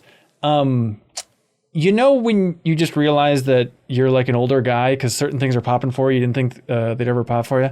Do you guys just ever see like ship designs that make you go like, oh my god, that's incredible. That's beautiful. Like I've never really had that for like cars. Whenever people are like, ooh, what a sexy car, what a sexy PC. I'm always like, you guys are weird. Stop talking to me, please. I'm going to walk away. But this last weekend, I was in Iowa and I was in a museum and they had an old hydroplane racing boat, an old thunderboat, as they call them. It's like, that is the coolest looking boat, little like one person racing ship I've ever seen. But if you just Google like Miss Wahoo, you'll see this design. It looks like something from prank. No, it looks like something from like Naboo. It's like very Star Warsian, but just like cool old vintage like racing boats. And I went down this rabbit hole from hell and it would not stop. But there's a great YouTube video, which is linked in the description, where it's just this wise old man walking you through a museum that's in Kent, Washington, of old thunderboats or old hydroplane racing boats and talking about the entire field and the evolution of it and what happened to it and like how they changed the design over time. But it just was an incredibly deadly sport. There was one race in 1966 where 3 separate racers died. Like these boats, because they're hydroplaning, and the start of these boats, let me tell you, is everybody just got back from World War II and they had a bunch of planes sitting around and old engines. And so like, hey, let's just put some World War II plane engines into these little hydroplane boats that'll just be hovering out of the water as much as they can be and then just floor it and see what happens. And it turns out everybody kept dying because they would flip over and then you would just get destroyed. And they're going like 200 miles an hour. So there's this great YouTube video that's just walking through the history of this sport. And it is endlessly fascinating, even if you're not a weird car or ship person. With both the land and water speed record, there hasn't been a new one in like 40 years because it's just so dangerous. Yeah. There's no way to make it not dangerous, even with all the like advancements we have in technology. And so the water speed record was set in like 1978. That's fascinating. That's wild. Oh, let's see. There's this amazing picture. I'll send it to you later, Jacob. But if you look up it's just of a Budweiser thunderboat crashing and the guy like ejecting from it. It's like, it is a miracle that he somehow survived. But anyways, also in this video, the old timer, he was talking about like how they work with different charitable organizations and stuff, and how there's a whole class of racing for these thunderboats, the old hydroplane racing boats, where it's like, oh, it's all hand based. And so they reached out to like a disabled community, an organization, like, hey, do you guys want to like race these boats and go like 150 miles an hour? Because like, and I guess it's just been like a wild success because all these people were like, yes, like something that's not like talking down to us. It's not designed specifically for us in some cute way, but just something that just so happens to only use your hands. And we get to go 150 miles an hour. Like hell yes. So it's very sweet. So link below if you want to learn more about that. It's awesome. Speaking of things you get interested in as an old man, get a load of this. Did you know that Jeopardy, the game show, just has a YouTube channel where they will upload like 3-hour compilations of just pure Jeopardy questions? Oh, that's very And you can just literally for the past week for like an hour a night, Annie and I have just been like mainlining Jeopardy, and they don't have any commercial breaks and they don't have like the segments where they talk to contestants. It's just like pure questions, and they're seemingly not in any chronological order, so you will jump from like a 2022 question to like a 1983 question, and the set changes so much, and suddenly it's like Alex Trebek looking like the hottest man alive delivering the question. Man alive. Dude, is it because we went through a phase of Jeopardy as well. Do you like compete with Annie? Do you like yell out to see who can get the answer first and stuff and buzz in and all that fun stuff? We definitely, I mean, it's just exciting to be able to get any of them right. I mean, it's like, I remember like as a kid, I would watch them with my family and just be amazed. That was like, my dad would know a lot of them. I'd be like, how is this possible that you like know the answers to these questions? Right. And now I know like some, and it's just fun to know any at all. I'm always trying to get my dad to like sign up. Like I'll go like, it's like weird how it works to like, you have to like sign up and then you're a part of a lottery and then you have to take quizzes and stuff. And I'm always like forwarding him emails. It's like, now's the time to do it. He's like, I'm good. Oh, fun. But his little, when they walk and talk during the episode, his little fun fact would be like, did you know that my son actually was he championed K-pop Demon Hunters before anybody else online? And I think you should get Naked Gun was going to be good like 9 months what before a that bold movie prediction. came out. His Slumdog Millionaire question, like, who are the 3 women from K-pop Demon Hunters? Kyle's been talking to him about it. Get a load of this. Me talking about trademarks the whole time was a tease to my get a load of this, which is I looked up to see if most of the games that were announced at Gamescom had trademarks filed already. Do you guys want to guess which ones do and which ones don't? Yes. Yes. Resident Evil Requiem. Yes. Yes. No. Absolutely. Yes, they do. They filed it in June. World of Tanks Heat. Wait. Yes. I thought those were two separate games. Isn't it? No, World of Tanks, like Heat is the subtitle. Oh, I misread that completely. I'm gonna go with no. No, Jacob, what do you think? Well, World of Tanks certainly does, but maybe they haven't done it for Heat yet. That is correct. That is the exact correct answer. Oh. Go Saviote. I would have to imagine, right? Yes. John Carpenter's Toxic Commando. Is it possible that they haven't? Yeah. Yes. You just gotta tell us, Haley. They only got Toxic Commando, no John Carpenter. Okay, you can't trademark the guy's name. Okay. Well, you can, but it has to be. Anyways, there's a lot of rules. Zero Parades, the one from the Disco Elysium quote unquote devs. Yeah, they're probably pretty concerned about that. They do not have one, Ah. but they have one for Disco Robert Kurbitz, Elysium. jump on it. Genuinely, you could go get that if you want. The new Black Myth game, Black Myth Zongqui. Sorry if I'm saying that wrong. I'm gonna go with yes. No. Yes, but they filed it yesterday. Wow. Oh. Yeah, only yesterday. So they're waiting for the big reveal. Coming in hot. Ninja Gaiden 4. Yeah, come on. Yes. No. Ninja Gaiden is, but not Ninja Gaiden 4 specifically. They have Ninja Gaiden, but then they also have like Ninja Gaiden 2 and 3 and stuff, but they haven't done 4. So someone else, if you make Ninja Someone Gaiden 4 real quick, Interesting. get in there. That's a series, by the way. Roman numeral 2, numerical 3. I learned. Oh no. Yeah. I'm so sorry to know This that. is the best one. La Divina Commedia, the one that's based on the Divine Comedy. Right. They can't. No. Yes. So they don't. There have been previous ones in the past for jewelry that were abandoned and horological instruments. But then there is a company, a casino company that owns the trademark for Divina Commedia under games. So calling it now, that game's going to have a name change. Calling it now. Oh, wow. All right. Because it's already like there's a slot machine called that. Because there's a slot machine called that, and I guess my link will be to the slot machine that's called La Divina Commedia. You guys got to check it out. Yeah. Get a load of this from the Discord, where the community has a channel where they share interesting little tidbits and stories all day, every day. Tan shared this very intense Street Fighter 6 match. And there's a Reddit post about it. There's the video in there, where it's a very intense match. And the guy does like the ultimate super move and finishes his opponent off, and he stands up and starts celebrating and running around the big stage. But it turns out the other guy had a sliver of health left, so he then just killed the other guy. And the announcers are like, "What are you doing? Why did you stand up and celebrate, you idiot?"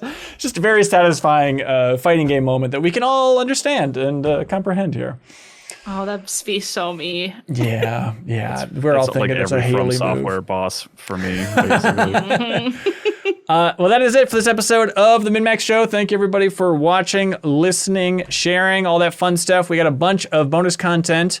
Max spoilers up on YouTube right now for Death Stranding 2, On the Beach. It is up on YouTube and also in that bonus podcast feed. So if you're a $5 supporter, you get that 2-hour Spoilercast podcast right in your favorite podcast app. Otherwise, you can slum it on YouTube if you want to check it out there as well. But shout out to Jacob and Haley and Leo and Kyle. Almost this entire podcast that was on that thing, unpacking it for 2 hours. Fun discussion, fun episode.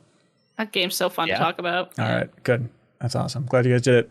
And then if you unlock that $5 podcast feed, you get that Steam code for Sunderfolk. We'll DM you on Patreon with that. And even if you're a new supporter, check your DMs on Patreon, because there's a lot of people who don't respond to those messages that I send every day, all day. And so please jump in there and respond and check that. But you'll also get access to Bonus Pod if you jump in and unlock that bonus podcast feed. This week, it was Jacob and Leo and I unpacking the Minneapolis travelogue.